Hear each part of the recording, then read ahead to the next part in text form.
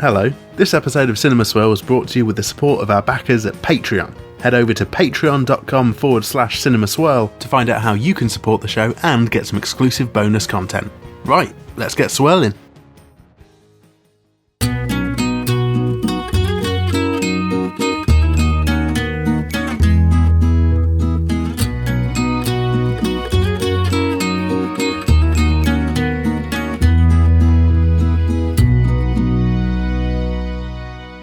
Cinema Swirl! Your father and I had a lovely weekend in Glasnevin. It's episode number 47. Hello everyone, once again. As we saddle through Tinseltown on our horse made of films, it's me, your old pal, Cowboy Kevin, joined as I am always by my OTP, Sam Chapelano. How are you doing here tonight, big guy? Hey, pretty good, thank you. I'm alright. Glad to be here on Cinema Swirl. Yeah, and you're still now, just to be sure, after the last episode, because I know you used to like a Pepsi, but I hope you didn't get any ideas from that nasty Scarface, and you've not touched any of that Coke. I haven't touched any of that Coke, nor Pepsi. It'd be really funny, if after that episode our output just exponentially increased, like lots of really aggressive hot takes on all your favourite movies. Watch them now, Sam, watch them now. I don't care, it's 4 a.m, watch them now. So we got a very, very special one today. This is, I want to say, a very beloved film that we're about to settle into today. A big part of people's childhoods. This is very much the gossamer, precious angel dust of nostalgia. So handle it carefully, Sam, okay? Okay. So before we apply our kid gloves to talk about this all-time great kids movie, family movie that is, let's dig into the family-friendly, hopefully, mailbag.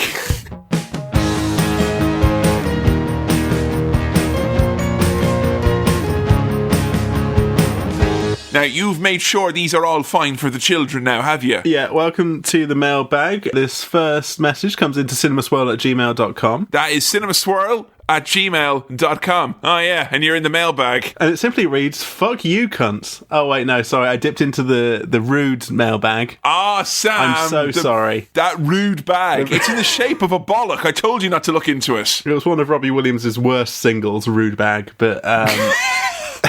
he managed to make a career recovery. This first question out of the family-friendly mailbag. No, fuck it, mate. No, mate, fuck it. I'm loving my mates instead, yeah? Fuck it, yeah? And oh, they offer me badger! I can't help Carling! In England! And through it all, they offered me a Pepsi. Alright, this first question, family-friendly, comes through from Michael Francis, who asks... Now, has he had his DBS in now, just to make sure? Dirty... I don't know. Oh, it was touch and go there, Sam, but you got it. That was it, yeah. The DBS is actually... It's a big dirty. sham. It's just short for dirty, like, you know? Who's dirty?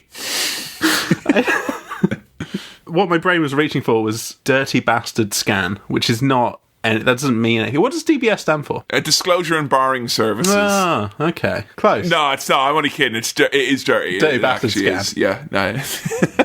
This email has been scanned for dirty bastards, and thankfully this comes through from Michael Francis, who isn't a dirty bastard.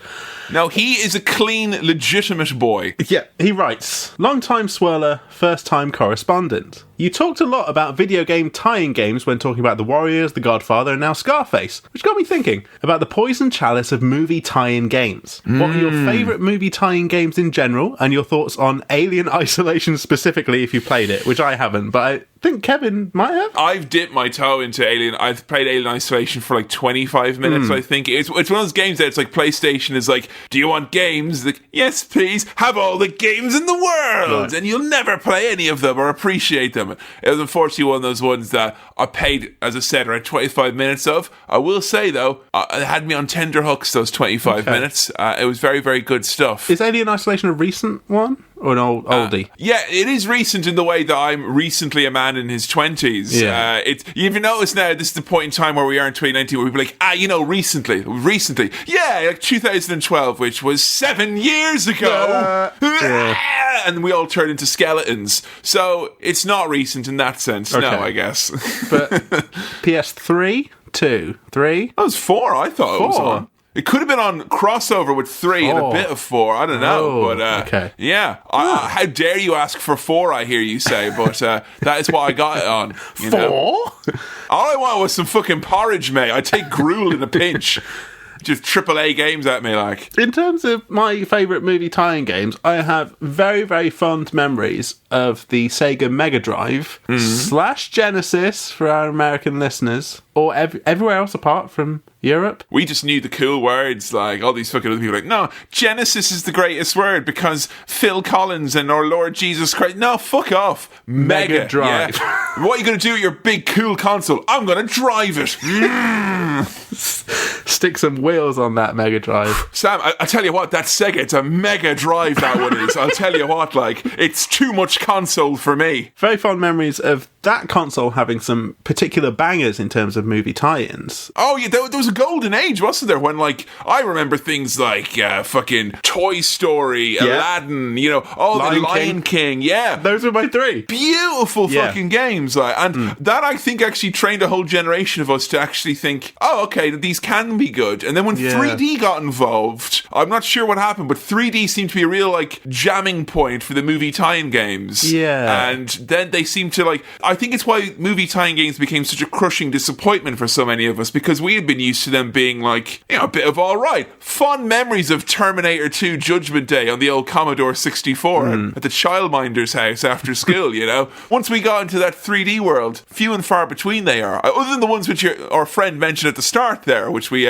talked about in our movie episodes. Yeah. What, the Godfather and the Scarface tie-ins? Godfather, Scarface. And you know what? It's really annoying about Scarface because I forgot the best bit. I was reminded during the week, the best bit about that, which is after you completed any mission in Scarface, he would say a little something like, I'm Tony Montana, or whatever. You know, he'd say a little something. But randomly, sometimes you just go, Gina, baby, I'm so sorry. I let you down, Gina. Well, just after a mission.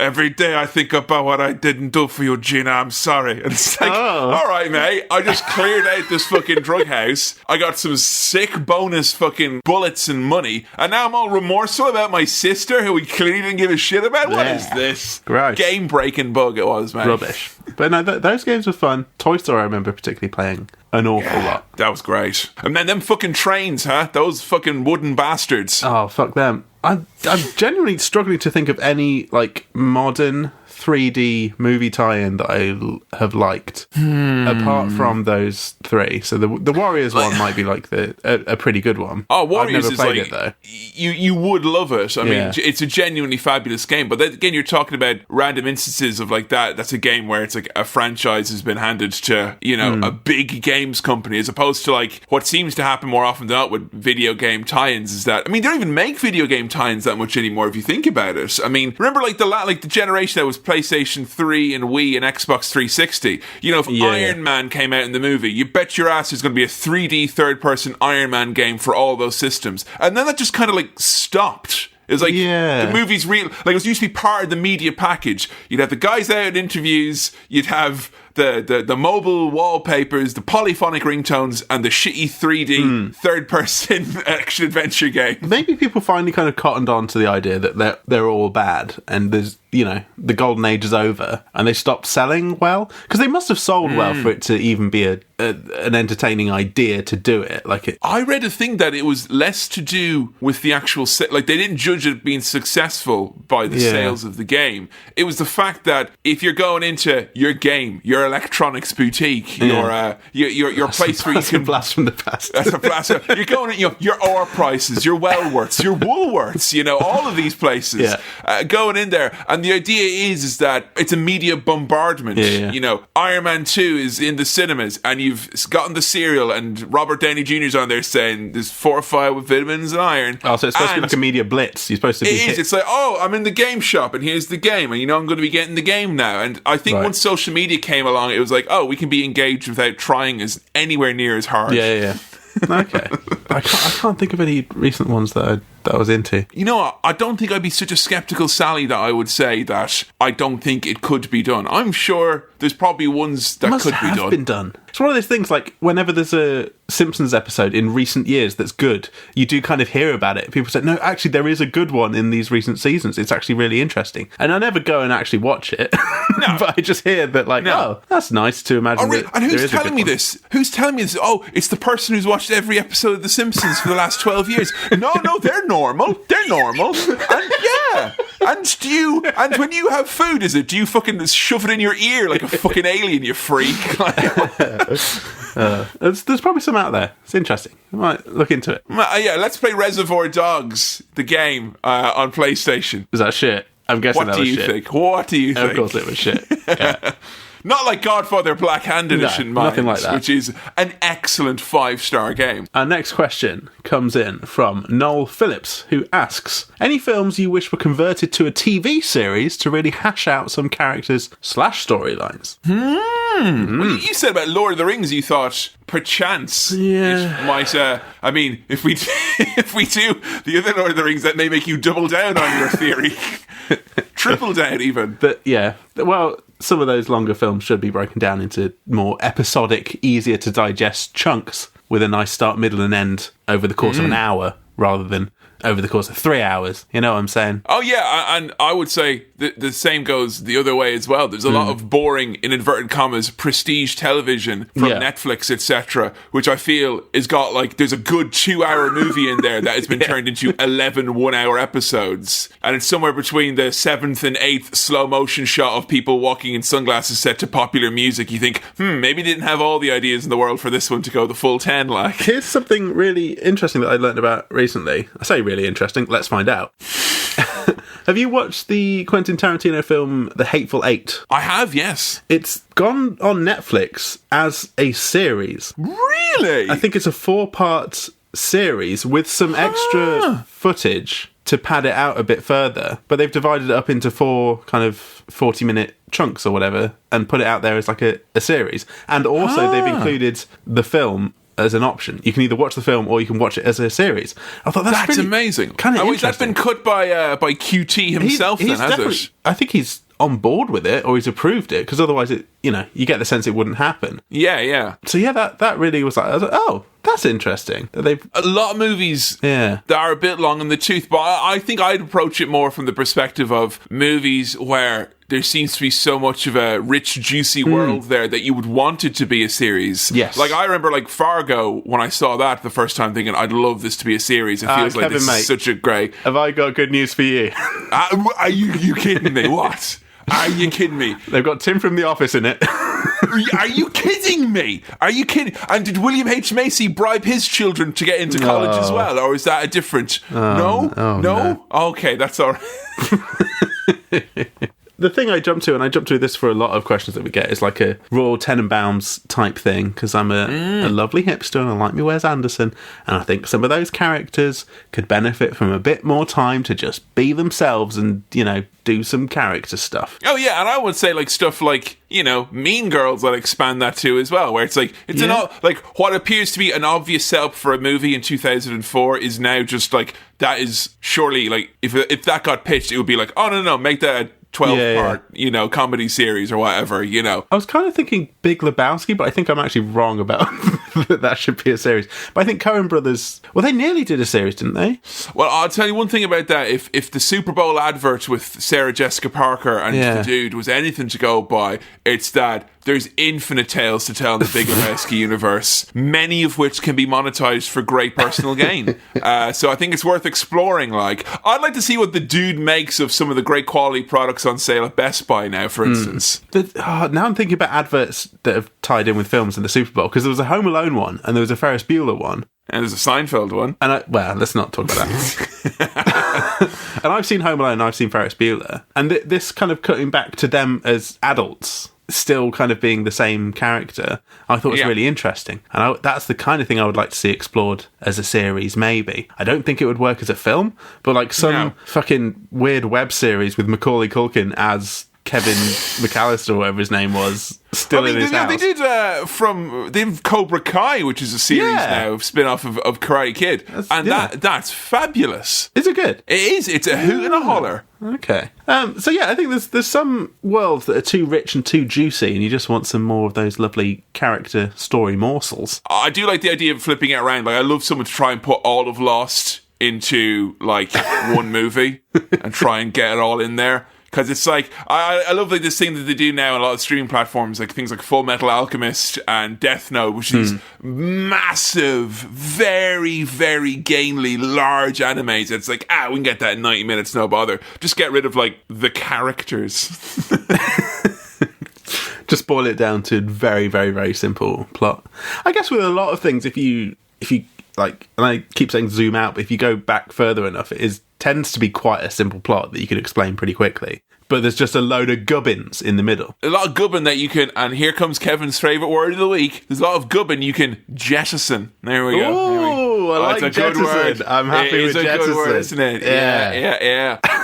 I think the mailbag has peaked at jettison because I think it has.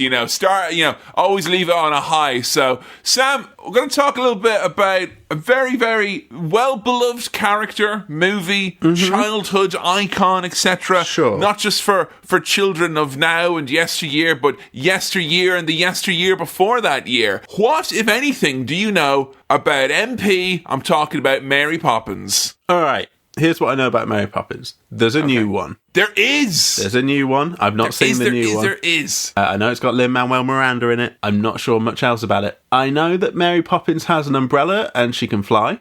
She sure can. I know there's singing. You know the singing? What singing do you know of? A spoonful of sugar helps the medicine go down. Medicine go down. Yeah. Medicine go down. I don't think I know any of the other songs, or if I do, I've forgotten them. How about if you and I were to go outside and maybe say we would, how would you say? Sam, let's go fly a kite, for instance. Oh my God, you're going to have a good time later. You're going to have a good time later. I don't know. You absolutely are going to have a good time. There's a guy called Dick Van Dyke. Yep. Who does a bad accent. What accent is he attempting to do, and how do you know this? He's doing Cockney, but he's, I believe, American, and he doesn't do it very well. And I know that from everyone talking about it. And just so we know, Cockney accent is Greg Wallace when he's talking about profit margins, right? Oh, yeah, sure. That's a good return there on that, mate. You know, that kind of a high-pitched, involved accent. That, as I have been led to believe, that's what Cockney is. And that is anyone, correct me if I'm wrong, Sam, who's from the Cockle district of London. Is that correct? Yeah. Yeah. And many of them, they have like a... kind of in the middle of their leg is like a willy in the middle of it, like a cock on their knee. Is that also true of the fairness, it's a lot for Dick Van Dyke to try and get across in a performance.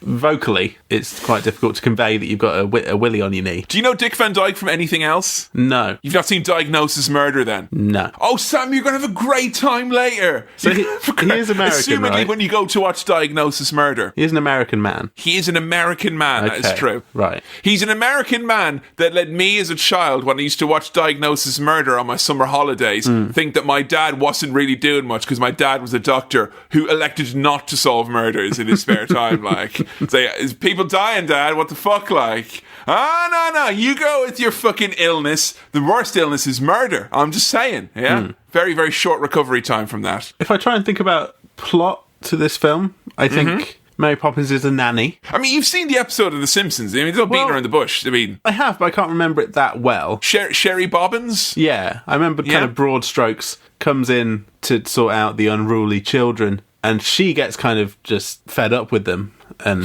kind of ran out of town. Other than that, that is actually quite, like, I would say, other than that end there, obviously, in the same way with the other, that is to this movie as The Shining is to The Shining, as in it's very loving, quite on point, to the point where you will start singing along with a lot of these songs that you're hearing here, I think, if you know the songs from the Simpsons episodes. Like, if you know that if you cut every corner, there'll be more time to play. It's the American way. This is the thing. Spoonful of sugar helps the medicine go down. I don't want to fall for the same thing that I've fallen for before with The Simpsons, which was, the musical Guys and Dolls. Yes. And they have that Simpsons episode where they're all on stage going, Guys and Dolls, we're just a bunch of crazy guys and dolls. Do it for Yoda while we serve our guests a soda. But I genuinely believe that was in the musical, Guys and Dolls. Not? And it's not.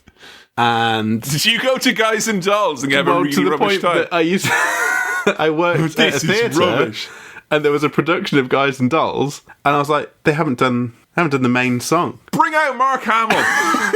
They've not done the main one. That's a very brave interpretation to not do the main song. Later, I realised that that's not an actual song. Certainly very brave interpretation. Even braver of Homer to leave it to this moment to address his problems with the mafia. He's really going to have a lot on his plate at the end of this musical. So she's the nanny. She's brought in... Do you know who plays Mary Poppins? Julie Andrews. Julie Andrews. Yeah. Julie Andrews, the jewel of the crown of Hollywood at the time. I don't know much else about her either. Have we done a musical on Cinema Swirl before? Yeah, we did Grease. Of course, yeah, Grease. Doy.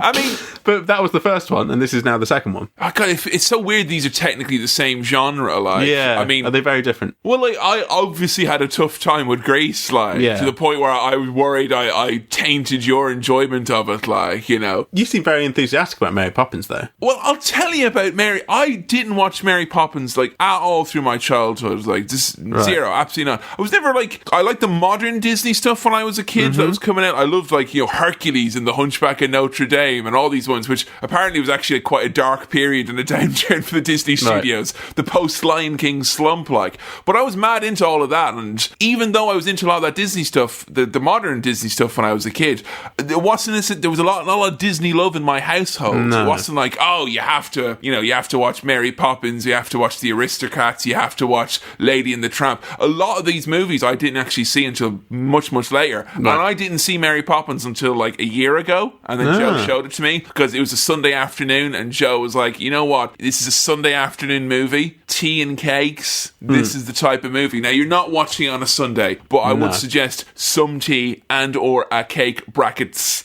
for you to consider that, because it's very much a homely, warm cuddle of a movie. Okay. My first viewing of it, I didn't think much of it, but I had a similar experience with a lot of these types of movies. I watched this, Sound of Music, Bedknobs and Broomsticks, and Chitty Chitty Bang Bang, all within the same 12-month period. And every time, without fail, it was like, didn't think much at the time. But then a day or two later, bam, the songs penetrate through like worms and then branch into me like tree worms. And now I was so fucking jazzed to watch this movie now, because it's like totally been scratching away at me. Like, Les Mis in the same category as well as that. So I would say with this one, and actually I should actually ask Israel, because I believe we talked about this with Grease. Did any of those songs come out in your subconscious in the weeks that have followed since you watched that film? For a couple of weeks afterwards, yes, but not for much longer than that. So what, were you like asking people to tell you more and whatnot? It was mainly that we got together. That one. Yeah, it's that one. And ooh, Grease Lightning. Ooh, Grease. Ooh, Grease Lightning. Ooh, Grease Lightning. Grease Lightning! Because it's just fun to do. But no, not too much. Not as much as I thought. Oh, Grease England! Oh, Grease England! It would be good if in my personal life I started going, oh well, like that. But I haven't. And I would like to. If you're like ever with anyone in like a formal environment and like, Sam, I've got some really important documents here. Like, tell me more. Is everything going to be all right? Tell me more. Did she put up a fight? So, no, not too much. I haven't been caught by the musical bug from Grease. You've not been hanging around many bleachers, though, or dance contests, the type of places where this might come out naturally. No. Whereas with Mary Poppins, I guess if I was in a house... Yeah, that's true. At a house. Doing some tidying up. There's a tidying up bit with animals. I know that. There is a tidying up bit, yes, and there are animals also as well. So that is true. Lampooned out the wazoo, that sequence. Have we done any Disney stuff for this before? I don't think so. I don't think so either. No. Because I know I realise, like, the reason this may come out of the blue, I think one of the reasons we're doing this is we realise we did a lot of gangster movies, a lot of dark, heavy, shooty gun violence, and this seemed like very much an antidote to that. And I think we have maybe neglected these types of movies by and large, and Cinema Swirl should embrace all branches of film, I believe. So I think... Apart from black and white films, which I don't like. Oh, now that would be a fun one, though, wouldn't it? We do get a lot of questions saying, like, do some black and white films. And I don't think it's deliberate that we've not done it. It's just, they're too old, mate. They look boring, you know? I want fun, mate. Yeah, I want colour. Yeah, I want blast processing, you know? And all this shit, like... are you a Disney kid, like? Was Disney a big part of your childhood? In terms of... Well, I've mentioned Pixar before. Pixar, big old deal. Massive deal for me. That's separate, not really... I think, you know, yeah. I like The Lion King. I think I watched Hercules, Mulan. I watched... Oh, yeah. So I've watched a few Disney cartoons. But this is a live-action Disney. Have you seen Moulin Rouge? Have you? No, you've seen Moulin Rouge, where she looks in the mirror to see her true reflection, realises that she's really the marmalade.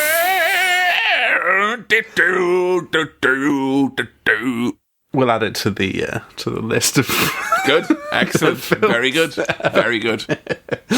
I can't think of many other, like Bambi. I haven't seen.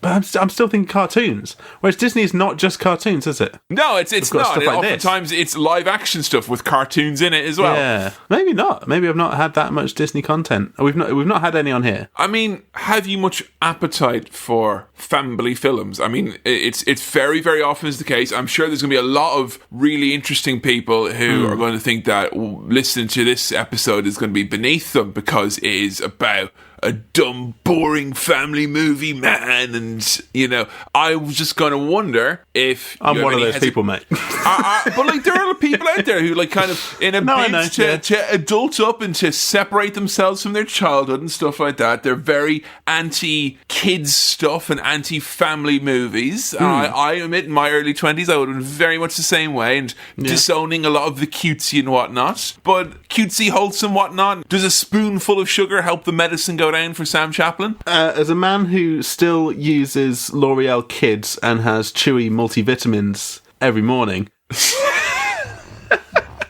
I do still like some childish things. That's okay. I'm happy with cutesy. Okay. Well, you may be in for a good fun time. I think you're going to enjoy this. Okay. I think it's a wholesome old laugh and a half, this one. Right. So I'm excited. I'm excited to see what comes of this. Are you ready to... Shall we go off and watch now? Yeah. Are you ready now? Yeah. Yeah. Wait, hold on. Have you made toilets, have you? No, I'm gonna watch it. I'm going to do that now. All right. And have you got your coat? Got my coat. You've got your coat. Okay. Yeah. All right, then. That's okay. And have you got your money for the bus? Yeah. Okay. All right. Nice. That's all right, then. Unless the price of the bus has gone up, because it does that sometimes. Well, you should have checked. They never... you don't know until you go on the bus one day and you say, oh, 150 please. And that's 180 now. And you're like, what? Sam, I've told you before, you kind of look at that bus driver, you look at him right in the eye and you say, cheers, drive, and he'll take what you give him. He'll take what you give him. Well, will a spoonful of cinema help the swirl go down? Let's go do a cinema swirl.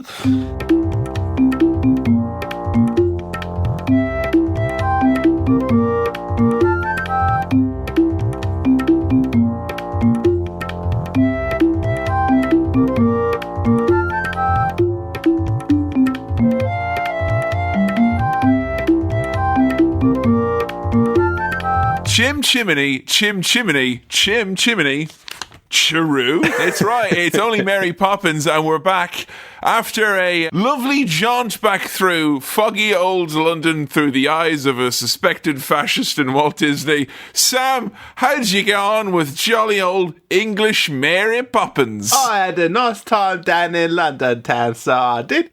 It was lovely, jubbly. The thing about Sam, folks, is that he's never seen any of them, what is you call them, that you see on the TV. The films is Kevin, this is the oldest film we've reviewed. Is it? Yeah, just by a very slim margin. Good, Bad and the Ugly is slightly newer than this. Slightly more recent. But how about that? I always figured that because that movie is so far west that it's back in time, because that is the direction on a line that time would go backwards, isn't it? Like, so I thought Old West is like, well, that's got to be a movie from the 1800s, surely at least. So that's impressive. Not a dusty old movie, but a very vibrant and bright and colourful one. It betrays its age. But have you had a fun time, Sam? I think I have, yeah. Have you? Yeah. Initial gut feelings are positive? I was eating spoonfuls of sugar the whole time on advice of the film. I don't know if that's had an impact on my... It is quite a medicinal piece, Mary Poppins, so it is advised. A sugary drink or otherwise is advised. I have to say, because we start off in, over London, that lovely... I never knew that London was a painting, but I found out, tonight here, Mary Poppins. The song that they sing... And I don't know why, it's only on my second viewing of this, it's really clocked. But, in Return of the Jedi, when C-3PO is telling the Ewoks about the Battle of the Death Star, and he goes, chim chimity chiroo. And the whole movie, I was just going, I couldn't get that out of my head. So, yeah. Chim chimity chiroo. Do you think Mary Poppins exists in the Star Wars universe? I don't know. Not the film, the character. Oh, well, I mean, she could come from a long time ago or a galaxy of some distance away. I always thought it could have been, you could see C-3PO was very fussy and Protestant and definitely English. That he'd be like, oh, don't worry, Georgie, baby. When I'm going on doing this take with the Ewoks, I'm just going to do some proper old-timey Cockney goobly gobble. And there he's like, the song from Mary Poppins is what I'll do. Chim chimney, chiroo, C-3PO, and or two.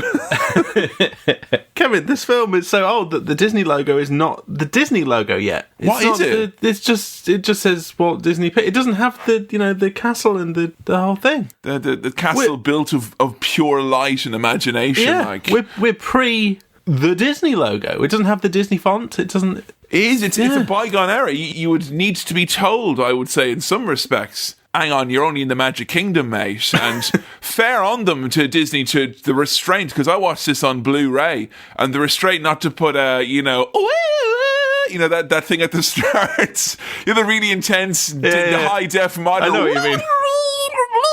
Oh, it's really alien scary, like. Yeah. So I appreciate that they've not done the HD overgloss and added that on there. This is plain Disney written in normal font, like. We're panning over London. We've got a bit of chim chiroo. We've got Mary Poppins in the sky on a cloud with no diamonds. Just Mary in a sky with an umbrella that has a vulture turkey type face to it. Do we learn that about the umbrella before the end? I can't really remember seeing it until the little sequence at the end. The umbrella just pipes up at the end, like right at the end. Mary Poppins, you love those children. Shut up! I'm incapable of love. I'm an unused character.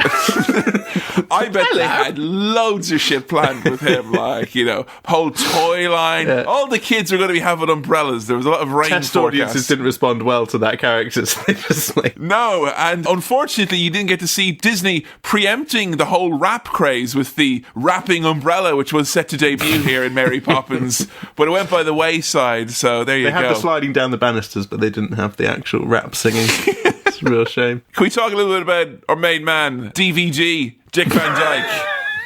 DVD here, who... Yeah. Dick Versatile Disc. Yeah, he is. And I said that he was like, he was getting on in years and all that. Joe was watching this with me and she said that he was an obsolete because he does physical comedy. And in the same way, the physical comedy, of course, is now obsolete, isn't it? In the same way the physical media. Physical media is obsolete as well, isn't it? So physicality is pretty much on the way out in general. No, yeah, exactly. I think it's all... Fuck that. Hand gestures to oneself. That's the new trend that's coming in Hollywood now, I think, Gesticulations in general. Yeah, I love a good gesticulation. I'll tell you what I love even more than a good gesticulation, though. What's that then, Sam? Well, I tell you for what I have not. It's a funny one-man band in the street with the big bass drum thing on the back that you can do with your legs and cymbals. I fucking love that. I really want one of those. I don't know how much the whole get-up would cost. I mean, I imagine you just have to buy a drum set, deconstruct it, and then kind of Stick it to yourself. fashion it into some sort of a wearable, you know? I assume that's what it is, I right? bet there's some fishing wire involved in there somewhere. Oh, yeah. And I mean, he's not going whole hog. He wasn't rocking a guitar at the same time, you know? He was doing a lot, though. He was free with his hands mostly than his accordion, and he had honking horns and all that as well. But I mean, Sam, we're beating around the bush here. Where we're talking about Sweet Baby DVD here. Where we're talking about our man, the Dykstra over here, Dick Van Dyke, diagnosis murder himself. Yeah, I got to talk about that accent because I think that the only person who could possibly have done a worse Cockney accent was me. Yeah, Dick Van Dyke is a professional actor. It's tough going. I'll tell you what, it's not as bad as I thought it was, given its reputation for being completely shit. It's not great. It's not grating, though, is it? No, it's not unpleasant. That's the thing. Yeah, it's not annoying. It doesn't irritate me. It's just like, oh, that's wrong, but it's fine. As a proper Englishman, though, because like if I hear really like contrived, oh, I've got an old brogue, so I do, you know. That right there is what I'm talking about. There's tension in the room immediately. Right there.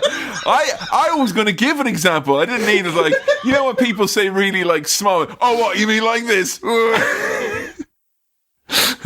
So, say you're doing your podcast and your flyboy, this is your home country. You give him one of these. You make him watch Dick Van Dyke butchering the English accent. Does that offend you? That's what you sound like, that is. Is that what you're telling me? I was wondering, like, is it an offensive kind of thing to you? Like this hackneyed type thing? Or is it post-offense to be English? You can't have that accent be muddled worse than it already has been. I'm fine with it, personally, from my standpoint. I imagine a proper Cockney might be a little bit perturbed by it. Perhaps. You're saying a proper cockers wouldn't have any of that? Well, I've any of that carry on going on around here, will we, police officer? With Greg Wallace wouldn't stand for that, like, you know. Accents he'd walk in, get tougher than this. He'd walk in and he'd say, Anna, I don't even want you to print it, turn it right off. Because it's inappropriate. I don't like it. It makes me upset when I hear Dick Van Dyke doing that voice. Yeah. He's doing his little funny dance with his music. He's having a great time. He's sort of busking. And then he pretty quickly breaks the fourth wall. Yeah. Dick breaking the fourth wall straight away, just like, oh, hello you. It is me, Dick Van Dyke. There's a house over here. Let's go have a look at it. A lot of this movie is very ahead of its time. It's preempted the friendly amiability of a podcast, where it's like, oh, hello there. Just come on in, you know, and listen to our little fun conversation and our smouldering hot takes. You might be able to make us out through the smoke of these smouldering hot takes, but we're your friends in your ears. And hello. Dick Van Dyke is like, hello, come on in. It's only this little movie you're going to watch. Blah, blah, blah, blah, blah, chim, chim, chiroo, chim, chim, chim, chimney, chiroo. All right, let's step into the mailbag. Step into the mailbag every time. Step into the mailbag.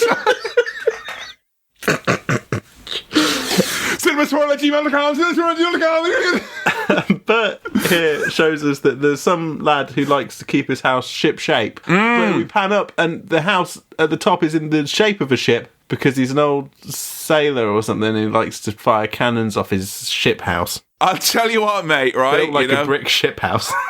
I'm here, right, after the hurtful impression that was done earlier. Yeah, sure. I'm here now to build the bridge between Ireland and England once again, you know. I'm here to build this bridge between... I'm gonna build a bloody big bridge here, mate. With my bridge? No, of course there's not. Well, yeah, you know for a fact I came here on a boat. Do you think I did that to be dramatic? Like, of course I would have driven. Just walk across the bridge, Can you put the car on a boat instead, please? I'd much rather that, like, and the car to be driven on a much larger water road instead. I was going to build a metaphorical bridge between your country and mine, right? Yeah. With a little bit of, we can make jokes about each other and it not be on the nose and not be hurtful and not make us rise to anger. And here's one now about, you just mentioned skipping the house ship shape, didn't he? Sure. You English and your proud nautical traditions, huh? Come on now, huh? Huh? Yeah. It's just, you know, it's a bit of fun, isn't it? A little bit of banter there. It's not hurtful. It's an observation from one country to another, you know. Not on, mate. Bang out of order, that. Tell you what isn't ship-shape, that kind of carry-on. I'm sorry, I shouldn't have dissed the nautical tradition and your big hats. Please don't. That's not right. My father was a ship, how dare you?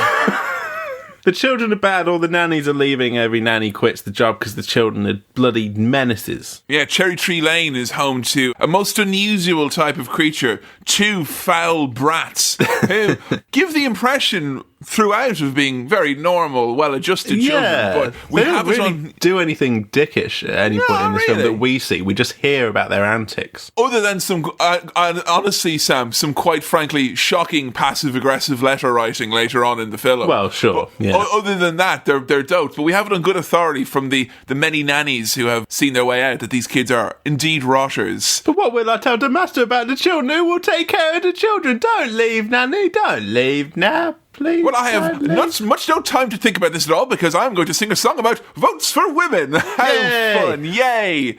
Suffragettes in a movie. All right. I think that all goes down pretty well. You know what? I saw that and I thought there's going to be something weird going on here. There's going to be some kind of oldie-timey bad humour. Some going to go, oh, you suffragettes. We should have never given you the vote. Should we have children? No. You know, when we watched Grease and there was this whole kind of, tell me more, did he look up a scoit like that? I thought there's going to be some kind of, bawdy humour to this, but there's no bawdiness. No, there's no disrespect. It's completely free of anything of the sort. It is squeaky clean. It's nice. And yeah, I do. And I'll tell you what, Sam, I've been watching more musicals now and I'm starting to notice some of the tropes. Sure. And one of my favourite tropes is a character trying to hold a conversation out of song with a character who's very much stepped into song. That is a great pleasure to me, like. I imagine if you were trying to do that in real time, it must be very irritating. Oh, yeah. Have you ever... Now, this is kind of a side note here. Have you ever spoken to someone who is playing the guitar, but still pretending that they are able to just speak to you normally? Yeah, and but it's they're not concentrating possible. a bit too much on the guitar and they can't hold a normal conversation, but they're making eye contact and trying to kind of talk. It's the worst thing to ever do. I've done that a couple of times to people and realised quite quickly how irritating it is. It is. When it happens to you, it's like, oh, Jesus Christ. I'd imagine it's like that. And the worst bit as well is where you can use that guitar. I can't play the guitar or any musical instrument, so I feel powerless in these situations because I feel with that instrument and that kind of power you have to add elements to structure the conversation, to move it in points of time where it's like, well, I need to talk to you about something. Yeah, I hear. Well, now we obviously have to end or move on to the next point because you've just fucking put theme music in here. You've scored this conversation. Yeah, I could change the tone by just playing a minor chord and then it all gets very sad. You can maybe train people to only talk about things you like by playing sad songs only when they talk about things you want. I've never wielded that power. I think this is a good idea. But yeah, I do like interaction between characters mid-song and just regular old characters just knocking about. It's fun. And I like the way she has kind of respect. It's like, I don't want to interrupt you, obviously, because you're in your strides and it's an important issue, votes for women. By all means, get to the Ryman couple about Emily Pankhurst. It is, it's good, yeah, but just, I need my fucking notice, yeah? Can you help? There's a limit to my patience. Yeah. The children have gone missing as well, by the way. But I'm singing your song, that's fine. But I don't know where your kids are. Where they gone? I mean, Can we sing about that? Can we sing about the children are gone? Votes for women, yes, I agree. Absolutely. But in the here and now, there are some missing children. There are, and as the old saying goes, do you know where your children are? And that one really picked up in the 90s, that phrase, you know. But back here in olden times, the answer was no. Free-range children, let them fall where they may, like. I'll tell you what now, only my bloody favourite character, Mr. Banks, up in the fucking house, like. Yep. I have tea and a bun at 6:01, then a little poo at 6:02. Motherfucking perfect is the life I lead. Have a little wee at 6:03. Having a great time. And I lock the door at 6:04. Private is the life I lead. Shh. Yeah. I really like Mr. Banks as a character. As the kind of prim and proper, stiff upper lip Englishman character. It's great. He's absolutely fucking perfect. I saw a play that Miles Jupp did of the actor who played this role. It's like he did a little like one-man show about it because he looks like alarmingly similar to him. He looks like almost identical. And oh my God, it's just what a fucking sweet performance. I feel like I've kind of been pulled aside about this one particular part of the movie and been like kind of told why it's extra special. So I'm a bit biased towards my man, Mr. Banks. But I'm impressed by anyone who can carry a tune without actually singing, like he does for all of his songs. Oh, they're kind of like speak singing, but still making it work. I'll just sing like this right now. I can't actually sing. Yeah, but it's nice. It's charming. I still like it. Yeah, and I like that it captures the essence of like when a parent is giving out to you, and it captures that like his all of his songs are like a lecture, you know. And I love that. Very succinct and whatnot. I really enjoy one thing that he said when someone asked him about how things are in the world of finance. And he says, never better, money's sound, credit rates are moving up, up, up, and the British pound is the admiration of the world. Now, I don't know if like when that was put in, that was a joke then, if that makes sense. Like, relative, when was this released? 60s? Yes, but of course we are set in the 1900s. We're set in 1910. It's 1910? The age of men. Yeah. Historic is the life we lead. I don't know whether that line was funny then. It's very funny to me now, the idea that the British pound is the admiration of the world. Because that's some fucking currency trade humour for you for you big listeners up there. Like, you know, we've been checking the analytics. We know you guys want to hear about that. Yeah, we'll have a joke about run on the bank later on, don't you worry, okay? Fiscally responsible audio content, folks, right here. Another great Banks quote is, kindly do not attempt to cloud the issue with facts, which is just phenomenal. Hauntingly sentient and important in these times, that line, like. Yeah. My fucking kids are missing, mate. You know, oblivious is the life you lead, I'd say. The children have been found eventually by a police constable. They've been taken away by a kite, haven't they? They've run away with a kite. I mean, it's a very dangerous activity. Yeah. And now comes the time in the podcast where I ask you, have you ever went and flown a kite? I've definitely flown kites before. Up in the atmosphere? Yeah. Where the air is clear? Yeah, sure. Oh, that's interesting. I said, let's go fly a kite pretty high up, please, if possible. It's a very... you know what? I would like to fly a kite again. I haven't done it since I was a very small child. Yeah? How young were you? Yeah. I was going to do height there, but I don't know. Are you around 15 hands old, I'm assuming, thereabouts? Definitely like between 3 and 8, I would say. Okay, those are the proper youngling years. Yeah. Yeah. I don't really know, like, kids' ages. I'm kind of all over the place. Even when it's me, I don't really know how old any of those ages mean. But see, for me, I've got wrestling from when I started watching wrestling from 98. I've got a solid point exactly. You know what? I know from the ages of 9 upwards, very, very quite accurately, yeah. Right, what it was like. For me, I don't know. When I think about flying a kite, it feels more complicated in my mind now as an adult than... like, I don't know if I'd be able to just... If you gave me a kite and said, fly that kite, you wouldn't know I think I'd have to Google it. I don't think I'd be able to figure out how to do it myself. I've never flown a kite at all in my life. Never flown a kite. Yeah. Whoa. And honestly, I feel like I would. What the fuck is wrong with you? It never happened. Never flown a kite. You know, that's fine. It's fine. I'm just goofing around. No, it happens, you know. And there's some of us who've not lost our kite virginity, who've not had their wings clipped, so to speak. And well, that's one of the main things they tell you not to do. Oh, really? Yeah, don't clip the wings, mate. Fly, then. I would maybe like one time just to like finish a podcast and then go fly a kite, you know, up in the atmosphere where the air is clear. Well, tonight's your lucky night. Because yay! I've got an Amazon Prime Now subscription.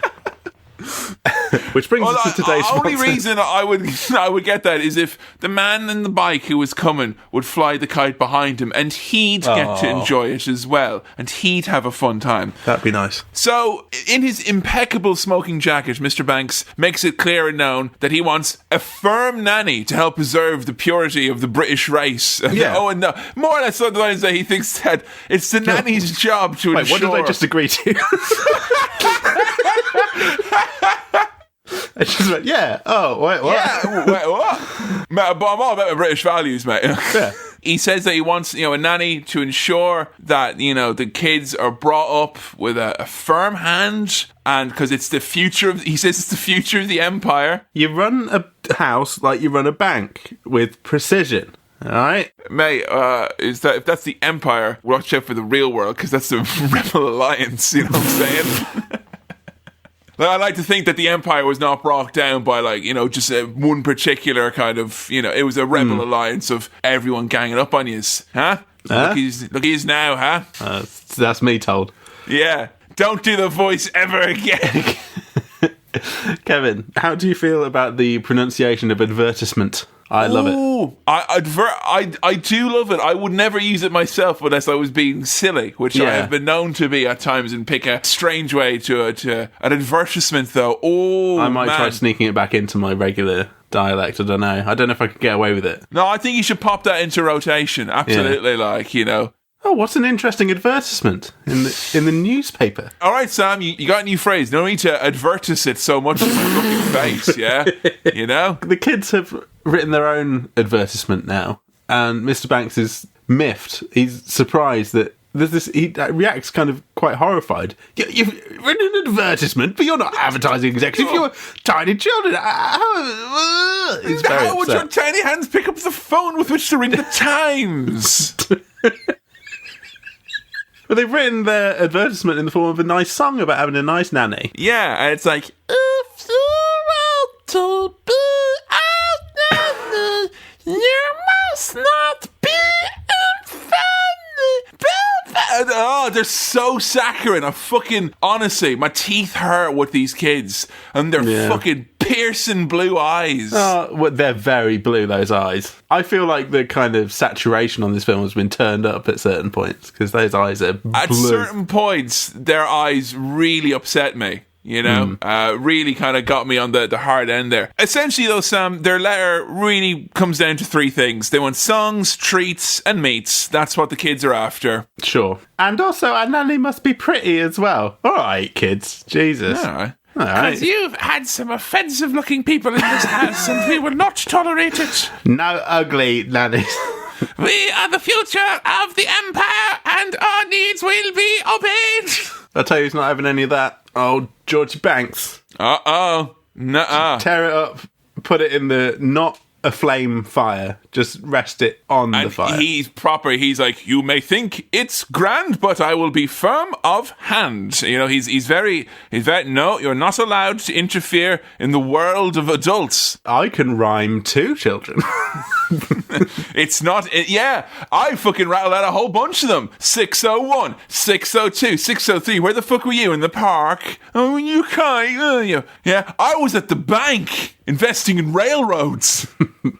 A series of increasingly stern women queue up outside. Bunch of bad nannies. Mm-hmm. Yeah, I don't like the look of them. Nuh-uh. This is like all the nannies who they would go through before Super Nanny would arrive and tell them what is acceptable and what is not acceptable, And, Mary Poppins, she floats down from on high after seemingly killing the other applicants with wind. Yes, they all get blown away, which, in the context of this film, looks quite fun. Like, it looks quite fun to be blown away like that. But I imagine if that really happened, it would be quite harrowing. Oh, yeah. To be blown away by the wind. Now, I will say to you, Sam, I mentioned it way back, some classic internet, way back on Cinema Swirl when we did their episode on The Shining. I mentioned there was a great classic remixed trailer to make The Shining appear to be a comedy. Around the same time, there was a great one, and this is, again, classic internet, of Mary Poppins trailer. As a horror, and she's very convincing, Mary Poppins. She doesn't fucking suffer fools gladly, does MP, my God. No? Floating in on an umbrella? Yeah. She thinks that giving references at a job interview is quite old-fashioned. I tell you what, Kevin,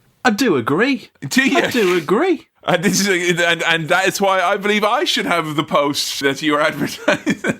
I don't have any references. I think that's old-fashioned. Well, Sam, I hate to tell you, but it's stated clearly in the advertisement that references would be required. This advertisement that I have here in my hand that is made up of torn up advertisement that you put in the fire. I don't think that advertisements are old-fashioned, because one time for a job you had to ask me for a reference for an advertisement. I did. And I had a lot of fun doing it. I said, he's a very nice good boy. He's a very good boy. And he's been to the toilet. Wouldn't harm a fly. Nice lad. One arm and butter is reported to not even melt in his mouth, and they didn't know what it meant. That's one of the things you're expecting as part of this job. I'm afraid he cannot provide that skill. He can't melt butter with his face. Right, listen to how fucking threatening, right? Because I feel with a very booming voice and being a very large 6'5" man that I can be quite imposing unwittingly right now. Sure. And I realise even reading out these lines of dialogue from Mary Poppins seems threatening. I am never cross. I'm kind, but extremely firm. Yeah? Ooh. Yeah. Oh, now. And with a force of nature like Julie Andrews, I'm a bit fucking... Whoa, now. She means business. Yeah. She ain't fucking around. She ain't here to play. She'll do to those children with wind what she did to those nannies. She's just some fucking wind demon sent here to blow shit away. Yeah. I mean, when they use words to describe Mary Poppins, like, oh, Mary Poppins, chaos follows in her wake. Like, oh, Jesus, okay. Talking about her like she's a natural disaster, like. Yeah. Oh, I tell you what. I wonder if she has killed anyone. And what, afterwards, she's like, she gets the knife, spit spot, like, you know.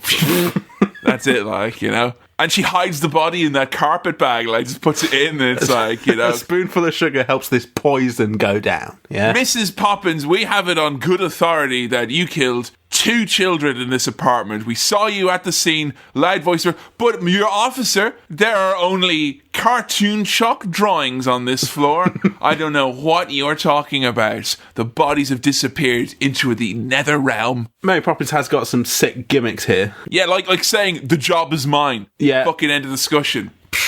Yeah, apprentice candidate shit right there. Seriously, she's taken the process by the horns. You know how there's some like proper arrogant wankers who go in there and they're like, it's my job, I'm brilliant, I'm going to get it. But there's some who are so arrogant, they power through that and actually become quite charming in a way. It's true. Yeah, That's Mary Poppins. But I tell you what those guys don't have. They don't have a 6 stair lift gimmick. They don't have a magic bag. I'd love a magic bag. I'll tell you what, I'd love a magic bag, but the ability to go up like that at stairs would be more fun, I think. Yeah. It feels like it'd be fun. Like, you know, like a real... like up, to slide up. Yeah, right? Yeah. Right, I'll tell you what, right? The other night, I went out, right, and I was coming back in a taxi, and it was one of those taxis that had the doors facing the other way, and you might be thinking, oh, I live in London, I'm walking here, I see cabs like that every day, but in Manchester, it's quite rare to get a cab where you can face the other way. And I sat there, and I went my normal route home, but backwards, and it was really fun. And I figured that, adding the y-axis, you know, and we're going up as well. Yeah. I think it's going to be a holly jolly time, like. Drive that taxi up some stairs and you're golden. I know, and it's much lower carbon footprint as well, because I did enjoy myself, but afterwards I was like, ooh, I don't know if I should be like, way great driving the car there, you know? Yeah, I guess. I felt a little bit of residual guilt about that, so I watered the plants at home. Oh, that's nice of you. Yeah. I think you've restored some karmic balance there. I think so. Karmic, if not carbon balance. She has a bag, is a carpet bag, and also the bag is infinite. And the children are slack-jawed in their amazement at this. The little boy is kind of crawling underneath it, trying to see if it's a magic trick, rummaging under the table. And then she's like, come here to me, you little prick. And then she pulls up the measuring tape and says, look there. And it says little prick on it. And he's like, there.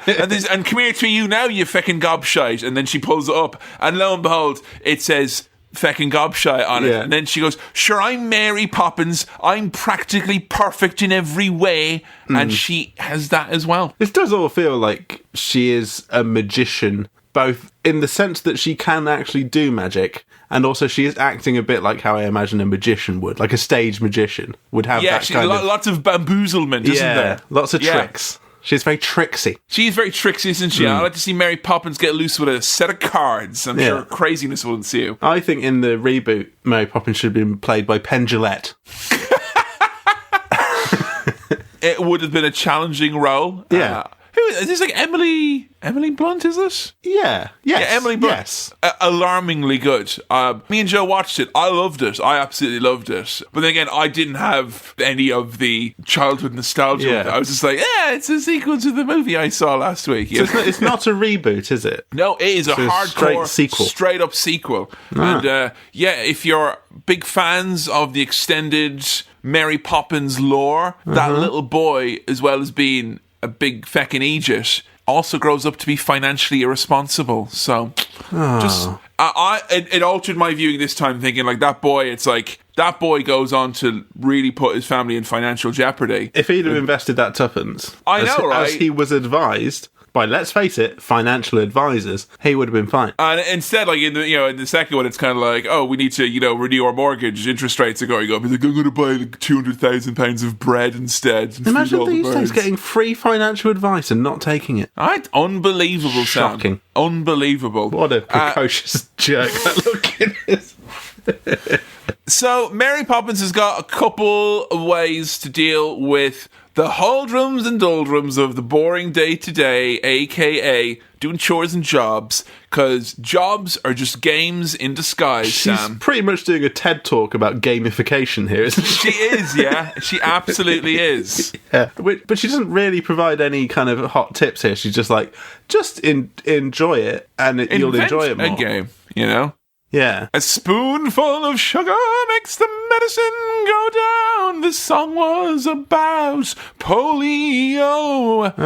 It was. Apparently, the writer of the song, he said that he was inspired that when his kids came back from getting the polio vaccine, and he said, was it very yucky and horrid? And they said no, because they had put a cube of sugar onto the medicine. And he went, a spoonful of medicine, you say? No, a cube. A cube. Sorry, kids, you don't understand rhyming structure, okay? So let daddy work, okay?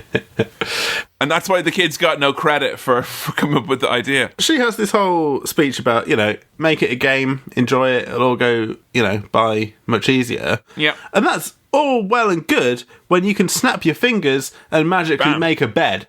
Yeah. You know what? I would enjoy tidying up if I could snap my fingers and it did it magically. In fairness, if that's what Thanos did, though, with the Infinity Gauntlet, that would have been like a massive waste of resources where he's like, bam! And like all of his skeezy old blankets and all it all is made up like, half of the beds in the world were suddenly made.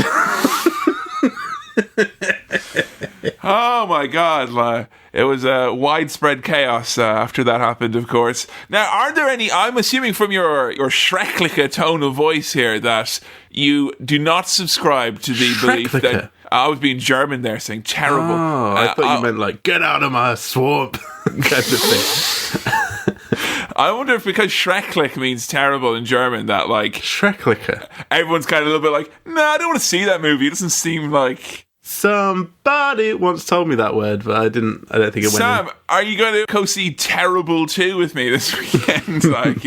No, I don't think so. No. I don't think Terrible Interactive Christmas Adventure on Netflix seems like checking out either. It just seems like it wouldn't be much good. But I was assuming from your tone of voice that you're not a subscriber of the belief of making chores into games, and if we do it as a team and do a job like a game, it's fun. No, I am a little bit. I used to really enjoy when I worked at Asda, folding down the cardboard and putting it in the recycling thing. And would you do it to like a little bit of a dance? Like, you can tell that he's a walk, I'm a chill picker, no time to talk. No, I'd just kind of do it, and I would kind of think of it like I was playing a video game. It's the weirdest logic. They're like, this is like a puzzle game. Like, how can I do this most efficiently and quickly? And I genuinely did the kind of spoonful of sugar thing. I just thought, if I make this into a little challenge for myself, all of this minimum wage work will go by much quicker and be happier. Yay. Well, I totally believe in that, because like there's a number of games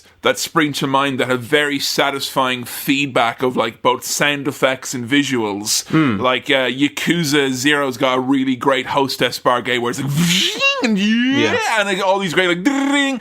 And I imagine that where I'm just like loading the dishwasher, it's like, and you get that kind of like Fallout 4 has a great settlement building part of it, and you get rid of all the junk, and when you get rid of it, it goes because they're real nice, nice meaty crunch. Putting away bits of trash into a bag. Imagine it, you know? The sound of ripping cardboard. Big cardboard boxes, just ripping them is very satisfying. I do miss that. I know, but Sam, if you're ripping, you're at a fool's game now. You want to be folding that now, surely. I know, I'm ripping to then fold. Oh, I see. You're ripping on the permanent axis. Okay. And then folding it flat so I can get more of it into the recycling pail or whatever it's called. That's okay. Ripping to fold is okay. Ripping to fold. Ripping to fold. Ripping to fold is a great. It should be something like. You know. I don't know what it is, but it sounds like something. Like if we just started a podcast called "Ripping to Fold," just bam, it hit Welcome to Ripping to Fold. Then we start off ripping, then we get to the folding at the end. Like when all of the kind of cupboards and doors and wardrobes and things are all flocking about, kind of joining in with the cleaning up. I think. Maybe. There's a bit where Mary Poppins is like, all right, guys, get on with it. Stop. The song's over now. And they eventually do stop, all these cupboard doors. There's a moment, though, isn't there? They're kind of fighting back a bit, and then they stop. And she goes, thank you. And this one cupboard with its doors kind of goes, whoop, whoop, like... just like, you're welcome. Because that cupboard was very close to scaring me, because they were like, let that child out. And they're like, no, he's going to stay here in the cupboard forever. Oh, something about him, that little boy trying to get out of that cupboard, the look on his face was very creepy to me. He wasn't creepy, but him trying to get out and then the doors closing on him and trying to get out and the doors closing on him, just it nearly verged on that kind of horror thing that you were talking about. And if you set that to the wrong music, that's quite horrific. For instance, boy stuck in there is step to the rhythm, step to the right, step to the rhythm, step to the right. That would be very upsetting for the boy and for the audience as a whole. Like the scary birds which are brought in, the animatronics which were apparently controlled by some sort of complicated mechanism involving strings on her hand and whatnot. Oh, okay. It looks like a demon. The little bird. Oh. Considering we get so much nice animation later, for this to look like this is kind of like... Yeah, please animate everything in future. Not nice. Unpleasant. I don't like that kind of... Because I hate thinking about really scary robots like that when robots do take over. Kind of like, you know, in the same way when zombies happen, it's like, oh, all the zombies come. But you didn't think about the really old, like, scary skeleton zombie that's going to come out, that's been buried for ages. And, like, when all the robots turn evil, all these old, scary robots are going to be all like... and it's going to be... it's going to land on your shoulder and it's going to look really sad. I don't like it. The little smell of old jumpers. Tell you what I do like more than I like old, smelly jumper robots. What's that? Dick Van Dyke doing some drawing. Me cap would be glad over a copper or two. Well, there's 3 coppers. This is a raid. We've been observing and reporting on you for some time, Mr. Burt. But I draws what I likes and I likes what I drew, officer. Come on. Now, I found out about this legendary bad accent. Joe the intern passed on some research here. He blames the Dick Van Dyke on his voice coach, who was a man named Pat O'Malley, who was an Irishman. And apparently, because he couldn't do a better Cockney voice than that, that's why he only got blame his hell on that than he did. Right, okay. He's blaming it on the Irish. I was going to say, right, if you didn't get the voice across of the British Empire here, Dick Van Dyke, well, he certainly did get the spirit of finding a random Irish person to blame all your fucking woes on, historic or otherwise. And you seem to have a poor grasping of the general history of it, so yeah good job, DVD. Yeah, good on you, Dick. And good job, Pat O'Malley, because you made him look like a big Aegis like he deserved. You're setting him up for a fall. Absolutely pathetic behaviour. So, I feel like what he's happening here now, and the kids and Mary, they come up to him, and he's got all of his paintings. I feel like he's trying to worry them. He's like, you ain't going to the park with Mary Poppins, my little boy and girl. Why, any day would Mary Poppins is a brand new adventure. You may think you'd be going into the park for a sandwich, but Palestinian insurgents will kidnap you and hold you at gunpoint. It can anything can happen with Mary Poppins. Whoa, slow down, Bert. The children seem unfazed, though. Yeah, they're like, oh yeah, I want to jump into a lion's maw. Not a lion's mother, mate. That's not on. I think we've done that joke before. How does Bert know Mary Poppins? We don't establish that, do we? Just like magic pals. He's like the gatekeeper of the movie. He welcomes us in, so I assume he's kind of familiar with all the titular character. Maybe he was a previous child she nannied. That could be it as well. Yeah. You know? Although I must say it's a bit sad to see Bert, a man in his 30s or 40s here, whatever, having to live this real difficult 0 hours contracts, 10 flexi time, uncontracted work, independent contractor shit. He's doing the art, he's doing the music, he's a chimney sweep, Bloody he's gig economy. He is out in that gig economy. He's an on-call care assistant as well, it seems, to helping people with certain conditions. He's fucking bleeding out both ends here, this lad, I'm imagining. Yeah, he's working himself to the bone, really. But he's still got that positive attitude, He is. That Cockney attitude, chin up, sunshine, knees up, Mother Brown kind of thing. Oh, I've heard this one recently now, because it's something I'm very obsessed with. A knees up. Yeah. A knees up. We have a knees up later, I'm pretty sure. You know what? You and I are going to have a knees up tonight. Yeah. This is stated as if it's going to happen. They're the famous cockneys. Now, if an evening or a gathering or a get-together or even a social acquaintance of any sort, what are the prerequisites for it to enter into a knees up situation? Your knees must go up. The knees, I was thinking that as well, that the jovularity and the joculence must physically raise the knees off the ground. At some point, the knees must pass waist, go up, and then, knees up. And then your nan, your nan, my old nan, your nan, anyone's nan is playing on an old piano. And playing she's on the old singing rattling about Joanna, knees up, Mother Brown, play the old songs, nan. Play about old United Kingdom. Back when you could jump into a drawn in a park. Back when it was proper. You could go on an animated fox hunt. It was great times, nan. So when they jump into the paintings here, I kind of half expected it to go ba ba ba ba da ba. Let's go. There we go. Oh, I marry a bop and a boop. And he speaks a little bit like the Poppins. He's like, Mary Poppins. He does. He's like them pink bombs, isn't he? Yeah, some of those fox hunters later are going, oh, like that. So, farm animals have a bit of a sing-song about Mary Poppins. And everyone is fucking convinced that she's the bee's knees, this one now. Everyone loves Mary Poppins. The thing I really enjoyed about the farm animals singing is that when they sing their line, they have to sing it in a way that makes you know that they are the farm animal that they are. And my favourite example is a cow going, Mary Poppins. Muary. Oh, my sweet mother of God. Poppins. It's great. They're on a jolly holiday, aren't they? They were very jolly considering they're all about to die. They were pretty upbeat about it.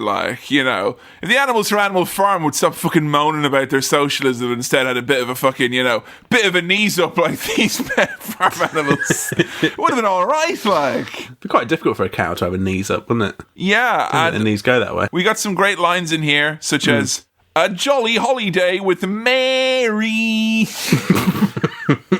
I hope to have a jolly holiday at some point. Jolly holiday? A jolliday, as they're also known. It's what I aspire to. I wrote down here, I'm not sure how you took it, but I said that their umbrellas have sex. Like the umbrella and the cane, I should say. They kind of start moving against each other. They kind of rub against each other. And then he starts working the shaft and then it opens up the umbrella and then it kind of just floats off into a feeling of weightlessness. I was just enjoying the nice dance and song number.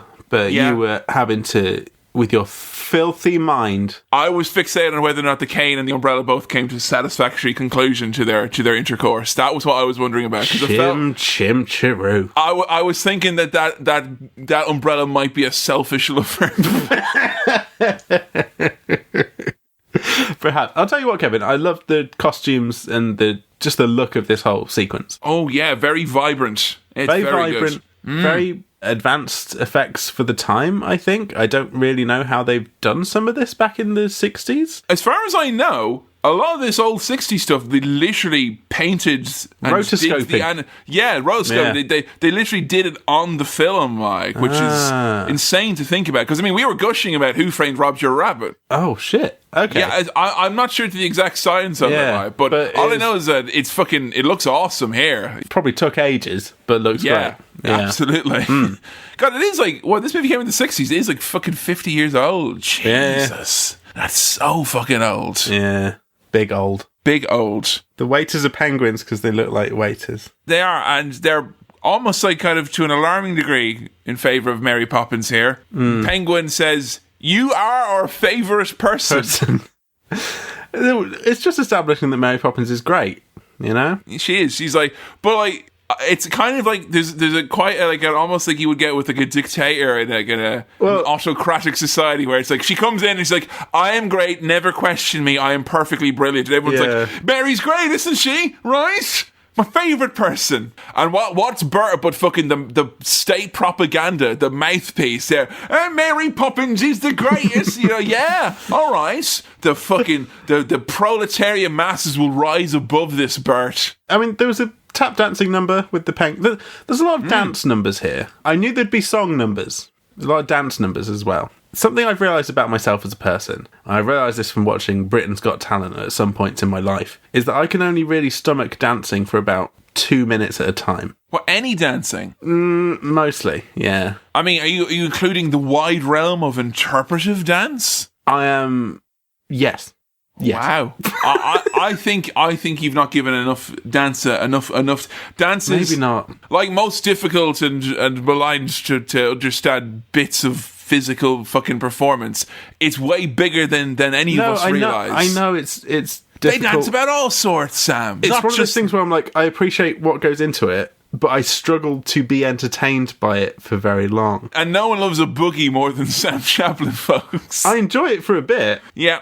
And I'm like, this is great. And then I quickly get tired of it.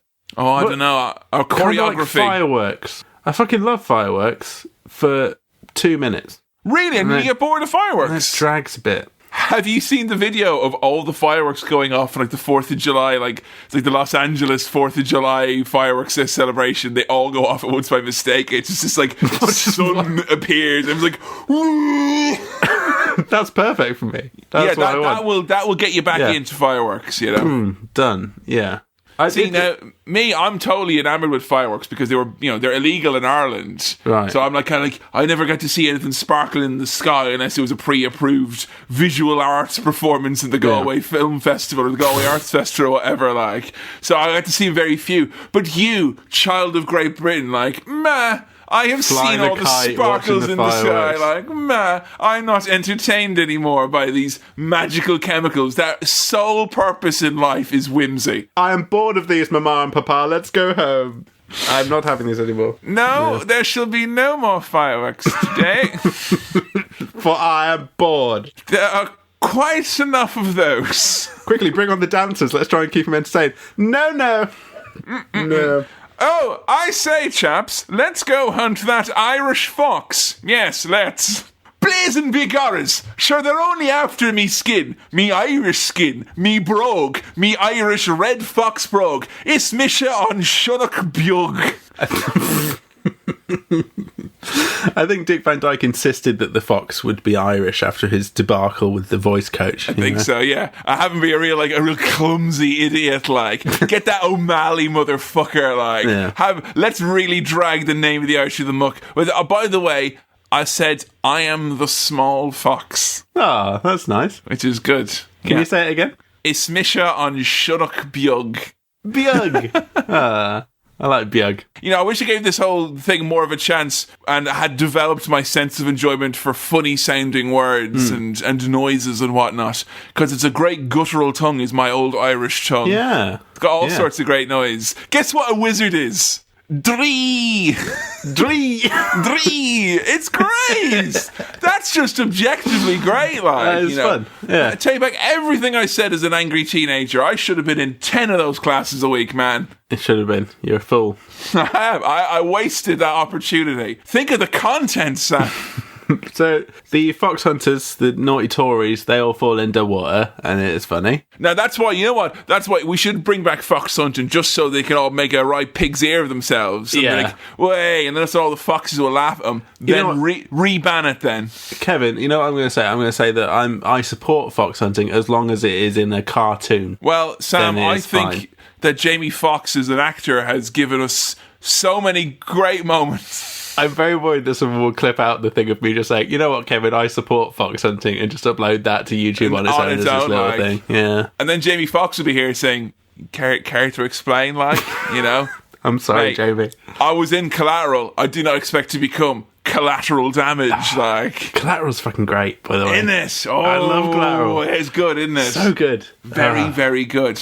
But more to my point, though, about a quick unban and then a rebanning, and why I'm confident about this is because it's been illegal for so many years. Yeah. They'll all be really rusty at it, and they'll be actually shooting each other, and oh look, there's one. They shoot the dog, oh you idiots, that's oh there's a massive one over there, no, that's the horse. Oh, and people will be rightly outraged by the slaughter. And they would ban it again and send them all to jail. They're on horses from a merry-go-round at this point, by the way. Which is because Mary is so pretty much fucking untouchable in all aspects of life. She competently wins the Kentucky Derby on a fucking merry-go-round horse. And no one bats an eyelid that that's unusual in this cartoon universe. They're like, that's fine. Here's some flowers. Take your picture for the paper. We celebrate her as of this date, Yeah. And cartoon men give her real flowers. That was strange. Yeah. Where are the rules there? Do they have to cross over into our world to get those and bring them back? Go to a real florist. Or hello, doggy. Oh, hi, doggy. Hi. Hi. You're my favourite customer. Now back to the cartoon world where I presumably have come from.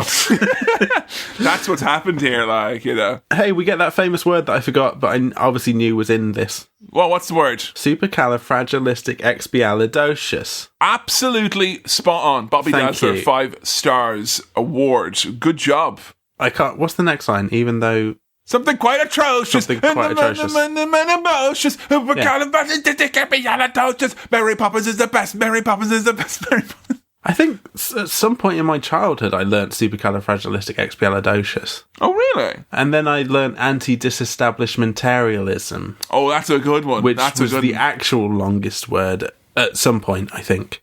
Yes, but it'll never come as good as the fake great long word, contrafibularities from Owen Atkinson. That is peak word right there, folks. Yeah. I know what that whole song was going on. It was meant to be a distraction because I could not take my eyes off. That boy was fucking tanning those candy apples. He had 3. Yeah. He was boom, boom, boom. Have you ever eaten a candy apple? It's not. You can't tan them. You can't eat them quick. Yeah. Hey, you know what? I'm going to tell you right now. I love a good apple. You know what? I'm a late bloomer to a lot of fruit and veg as an adult. I was like, vegetables as a child, and my parents were like, okay, that's normal, so let's not have them. Yeah. But apples, I'm a big fan of apples. But why would you coat an apple with a substance which sole purpose is to A, make the apple less edible, and B, make the apple seem very sour by comparison? Yeah. It's lose-lose. It enhances the flaws. What's your favourite apple variety? Oh, a red gala. Or a pink lady, but mainly just because I'm a feminist. I like to support the ladies wherever I can. Oh, I thought you were saying a fan of Grace, but because they're pink ladies, aren't they? They were pink ladies as well. That's true. I thought they were the Granny Smiths for a second. I like any kind of green apple. I'm not a red apple guy. I like any green apple. I like a red. I like a red or a pink. If I eat a green apple, in my mind, it's more sour. Yeah. Because it's green. Yeah. Well, they are the sourer ones, but I like them. And you know what? As a more refreshing. As a former teacher, the idea of a red apple is associated with that, isn't it? A shiny red apple. Has a kid ever given you an apple in your whole teaching career? No, that doesn't happen, does it? But one kid once gave me 6 duck eggs. And it was literally that. For free? Literally, yeah. They were like, my duck has laid many eggs because they knew I liked animals and I liked eggs. Yeah. And I had talked to them about their duck's habitat setup and I got some eggs. And you know what? Anything could happen in a teaching career from now on. And I consider it to be the greatest career ever because of that moment. Yeah. Duck eggs. Fresh from the arse of the duck as well, straight out of cloaca, It was good stuff. Really good eggs. So, if that became a thing that, teachers have a nice shined up egg on their desk every time they came in, it could lure me back into the profession, I just want egg now. You want an egg? Some egg-based stuff. Just a fried egg. Just a fried egg. Favourite way to have an egg? Fried egg. Fried egg. Over easy? Dip some toast in it. Over easy? What does that mean? As in, you want it cooked on both sides? Sunny side up? I want dippy. Oh, you want dippy? We can dip with it over easy. Can you? Yeah, you can. You want a runny yolk, though, right? Runny yolk, dip toast in it. Crispy bottom? Do you want bubbles? Yes, please. Oh, interesting. Very good, very good, very good. I tell you what, I'm easy as to how I have my egg. I just want egg. Just give me that egg. And if you were to put scrambled eggs, for instance, just a completely random example here now, but if you were to put mint in those, that would be horrible, wouldn't it? Oh, is this one of your top tips? I'm just I mean, I'm not saying that like is it nice? But I would think it was horrible. Minty eggs. Minty eggs. That sounds Mint horrible. eggs. Isn't it? I think that would be horrible. Say it's horrible. Oh, this feels like a trick. It's not. It's honestly not. It sounds horrible to me. Yeah, it does, doesn't it? Yeah. Yeah. It's good. No, it's good to know because you're like a proper lad, and you know what's right, like, and you know that mint and eggs is just wrong, right? Yeah. Yeah, exactly. Good. I'm really glad I could clear that up. So I'm engaged in many online wars, Sam. Because I'm an online warrior. I've been dragged into some kind of. You've been drafted here. You've been drafted here. Fucking hell. You know, for the greater good, Sam. The future of the empire depends on what we do with our eggs. It doesn't sound nice to me, mint and egg. It doesn't, does it? No. We come out of the nice, colourful, supercalifragilistic land here because it's rain. There's rain just washed away the painting. Ends. Yeah, it's like once it rains, they're all dead. Back to London. Okay, that's all right. Take this undisclosed medicine. Check the fucking label. Whoa, no. I'm glad there's actual sugary medicine in this. That's quite funny to me, the idea that they do actually have some sugary medicine that makes it easier to go down. What would your medicine taste like? Oh. Be careful now. I want a coconut medicine. Oh, you see now. Notice the kids are like... actually, that doesn't sound nice. Because they said lime cordial, very strong, strawberry cordial, and then she went rum punch. All strong drinks, because you want something that's nice, strong, but not something that's like, oh, yum, glug, glug, glug, glug, glug. Because if I think of a coconut drink, I want to glug it. Yeah. And you can't glug the medicine, you'll be getting your stomach pumped. No? Pineapple? A thick pineapple. That could work. Like a pina colada medicine. I could go with like a Bovril flavoured medicine because that's something I love the flavour of. Savoury medicine. Just a spoonful of Bovril. Yeah, you wouldn't be able to glug it. No, I'd have to dab it. You know. So Mary Poppins here. Oh, by the way, everyone refers to Mary Poppins as Mary Poppins at all times. All the time. Never Mary, never Mrs. Poppins. Mrs. Poppins or Mrs. Poppins, nothing like that. There are people like that in your life who turn up and you just refer to them by their full name. It's weird how it happens sometimes. Yeah. I can't think of a single fucking example now, but there are like people who you just will by default refer to them as their full name. I think for whatever reason it's like pretty much if I hear that it's like anyone in the village where I grew up because my dad was a doctor. It would be like, sure, I saw Matty Monaghan the other day and it's like, okay, everyone is the double name, like, you know, there is no John, there is no Mr. It's just full name, like, and those are people living in a village. That's what I still see it. Mary Poppins is like denying that any of this happened. She's denying the experience that the kids had. She's gaslighting them, Sam. I was hesitant to say that, but she really is. She's kind of just like, they're grumpy that she won't acknowledge what happened, and they're too excited to go to bed, so she kind of sings them to sleep to shut them up. But they're like, why won't you be honest about what happened? And then like, I feel really bad for the kids because I'm like, well, did it even happen? Because it's just like... not real? I don't know. Did they just have fun imagining? Is this just them taking the medicine and that was it? Like, you know, trip? God. Yeah. I didn't even think about the medicine part of it. Yeah. That's to take them out of the magical fantasy land. I tell you, sometimes in this day and age, it feels like we're all just taking our medicine, coffee, I don't know, so that we don't have an imagination anymore and we just look at our phones. Sam, you know what? Social media, I think that's like a drug. You know? Kevin, it's kind of becoming anti-social media, to be honest. And Sam, if social media is a drug, then Snapchat is probably like ecstasy. Yeah. And all the filters are like... actual filters that you'd roll a joint with. The different types, which is a different drug, but you know, you wouldn't roll a joint with filter.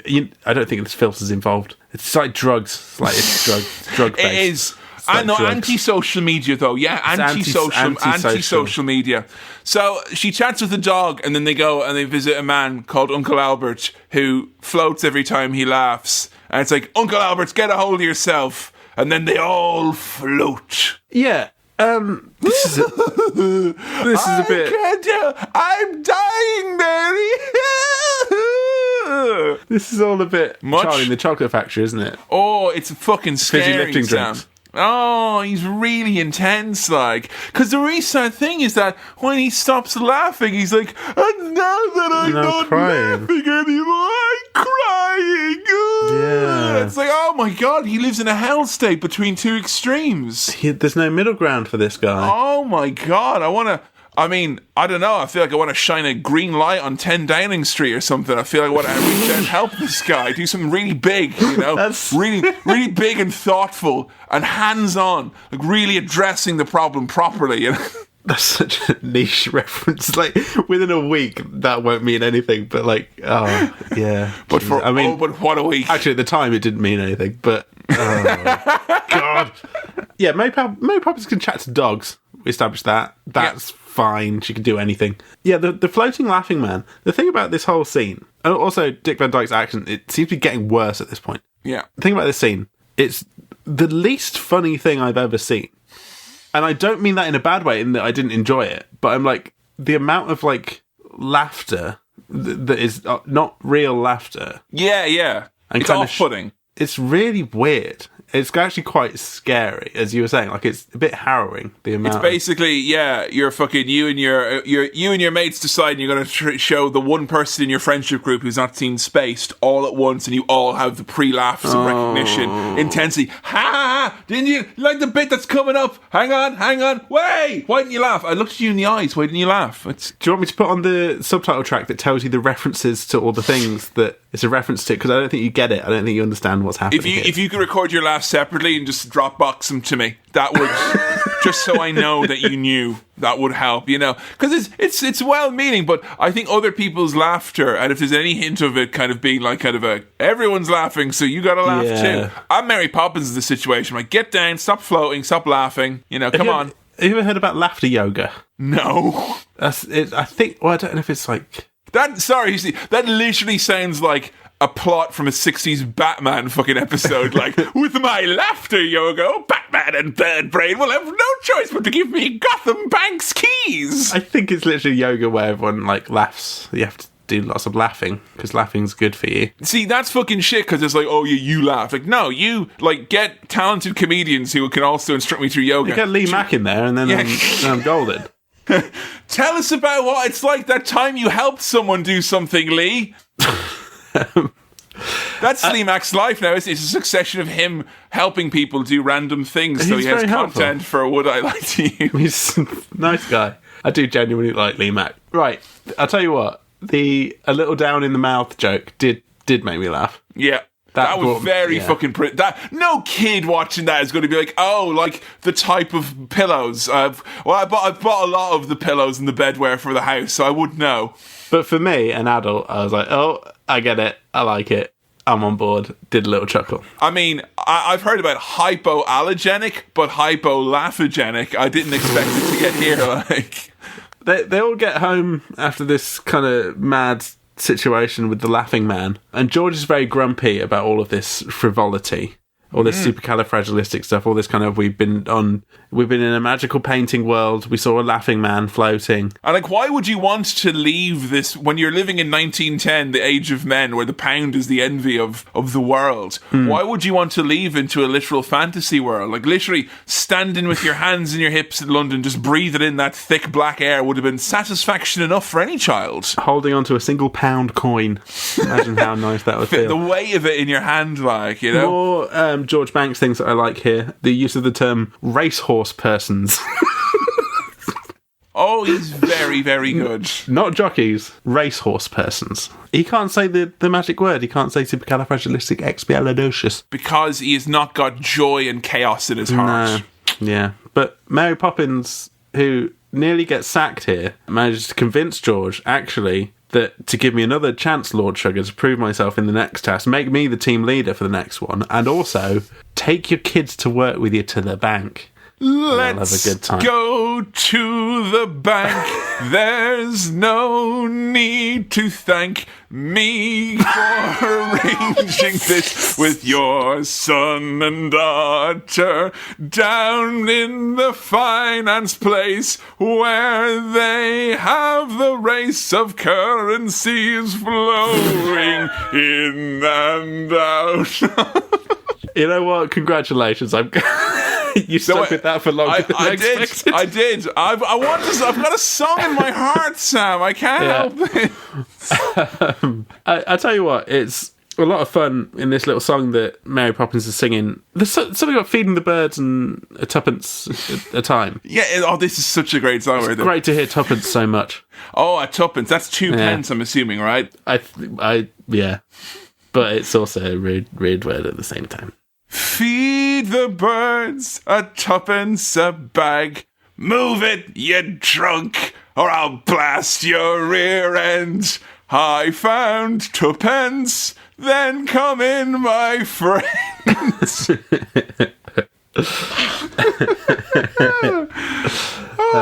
So they go to the bank. Yeah. That's a great shit skill trip, isn't it? That's like when I went to the carpet factory in Navan, the fucking bank.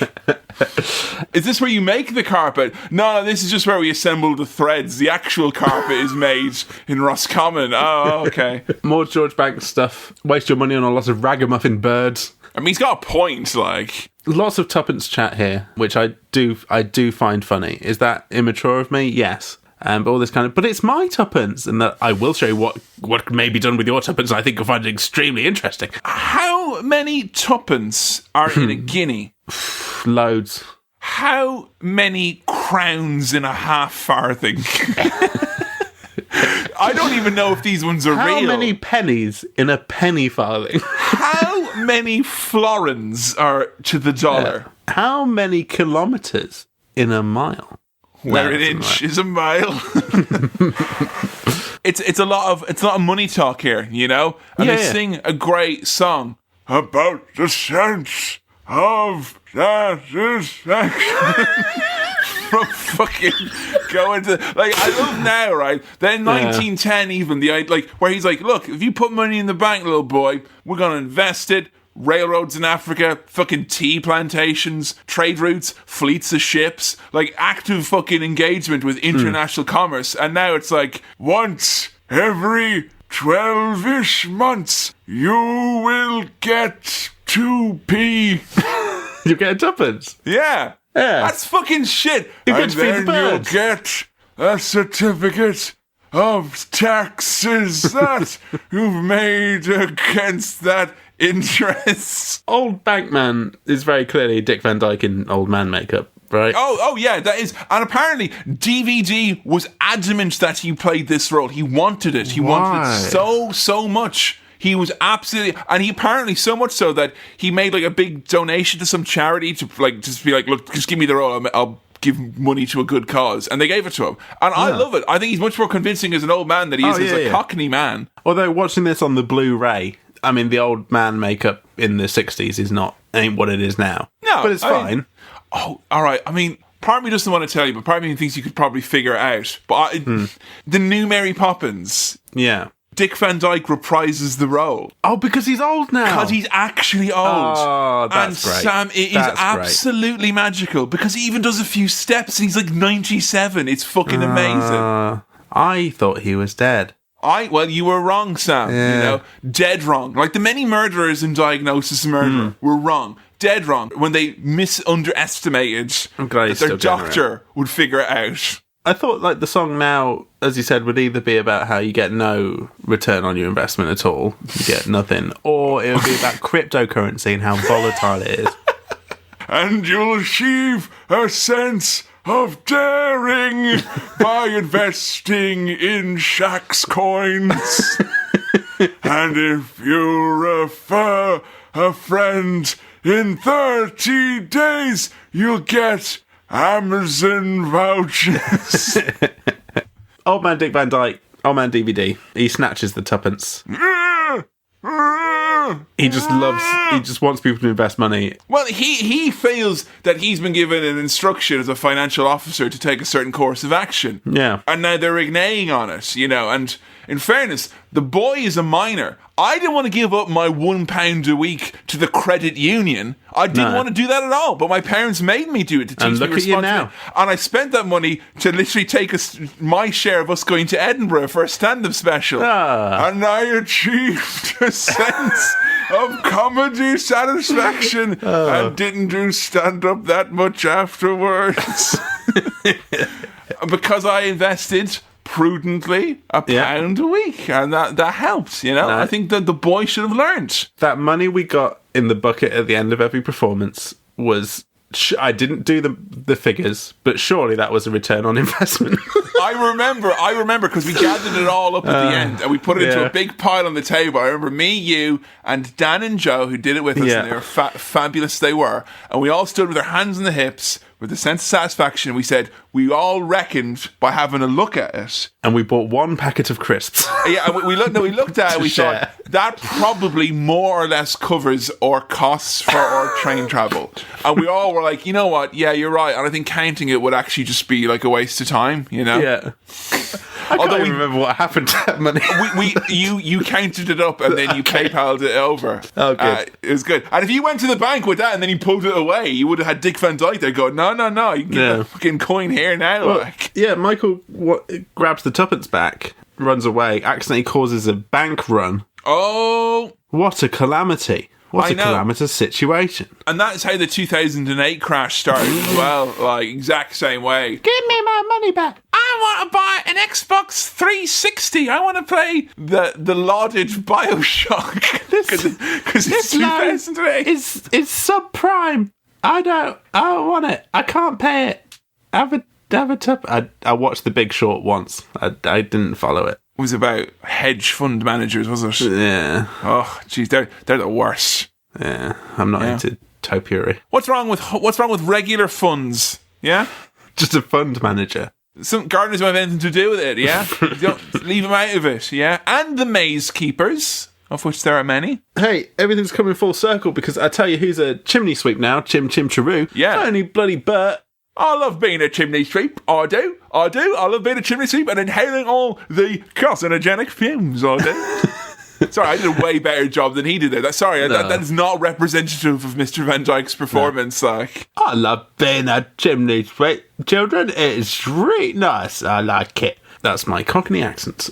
He's doing a whole, your dad's a really nice lad, he's working hard, he's just stressed, he needs to spend more time in the house, but he's busy. And because he's trying to hint at the problems not with the kids, the problems with the dad. Yeah. And you got to help old man dad loosen up a little bit. That it's kind of a give and take. And I like that because I'm all for putting the responsibility on children to fix the problems in a fucking relationship and a marriage. Like, all right, now he's a gigger, this lad. He's a gig economy activist here. Sure, yeah. And that's why, while on the job, where he's working on Craigslist as an independent chimney sweep, he also takes on a little bit of babysitting at the same time. Yeah. What follows after he is convinced to look after these children is 14 minutes of fucking nightmare. It felt like it. It felt like a long sequence, this, didn't it? Step into the rhythm, step into the rhyme, this is the water, this is the well. These fucking woodsmen, these terrifying guys dancing around,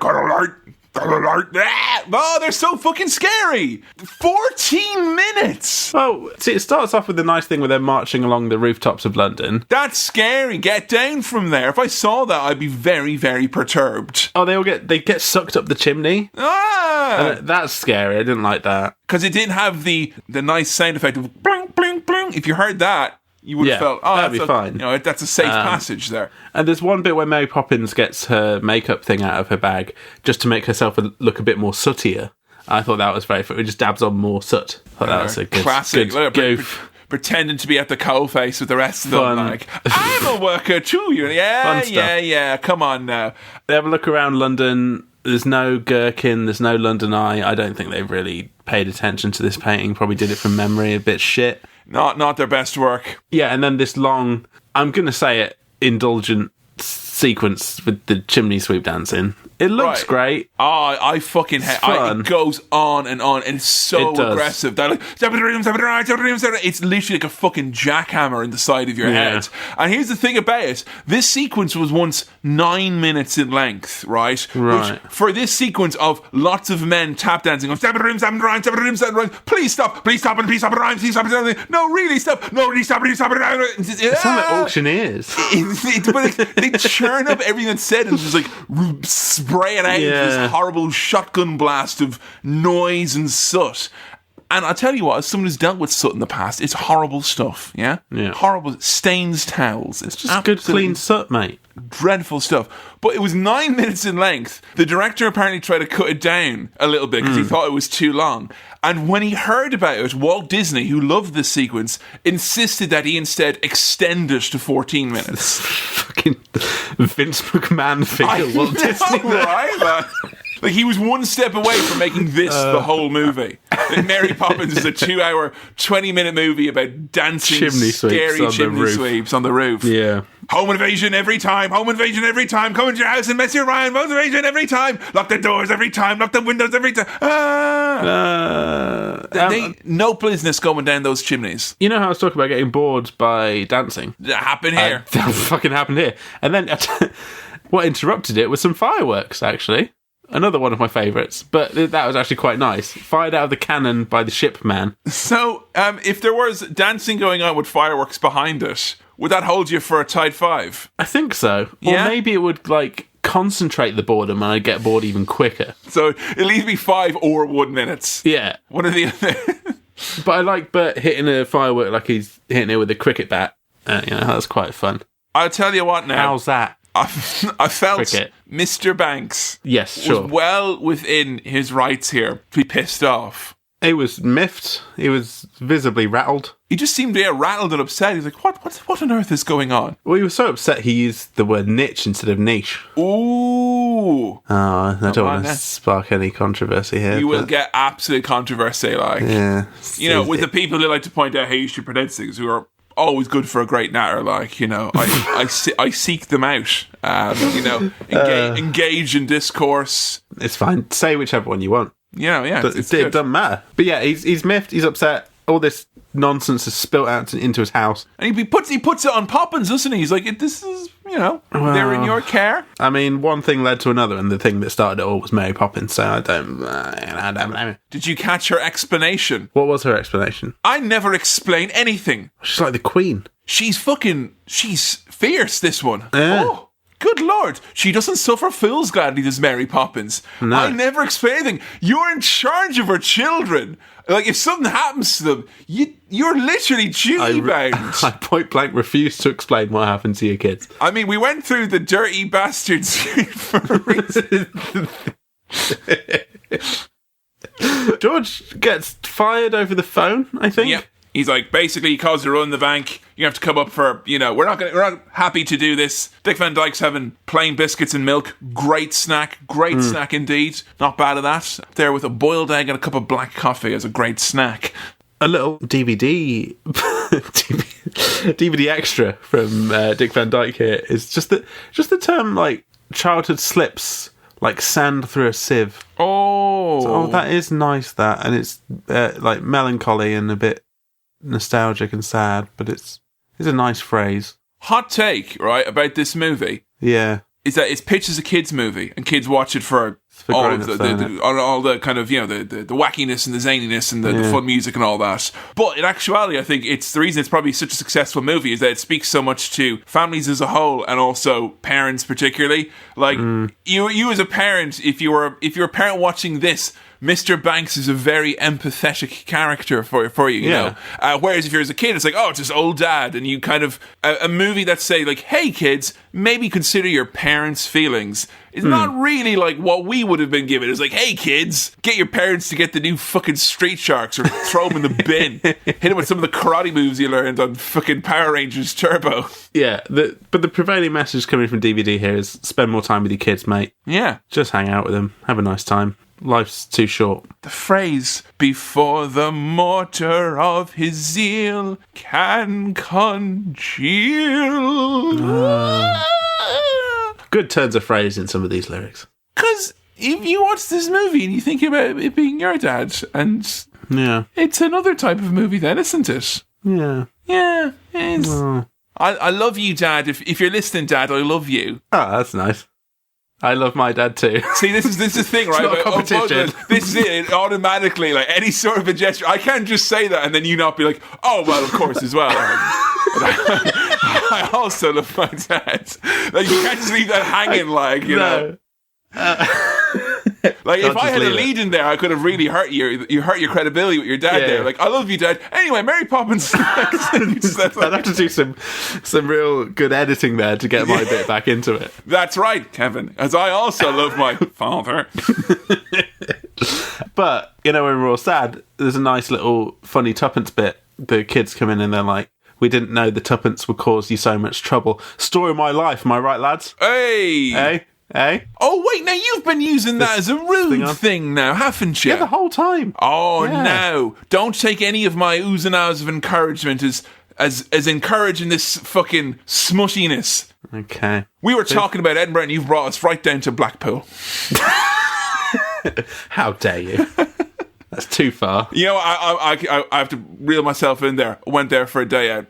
Immaculate time. 10 out of 10. Blackpool's great. Pleasure I like Beach, fish and chips. I even got a mushy pea and I had a great grand time. And I'm not just saying I had a grand day out because I went on the Wallace and Gromit train. Because I did, and I did.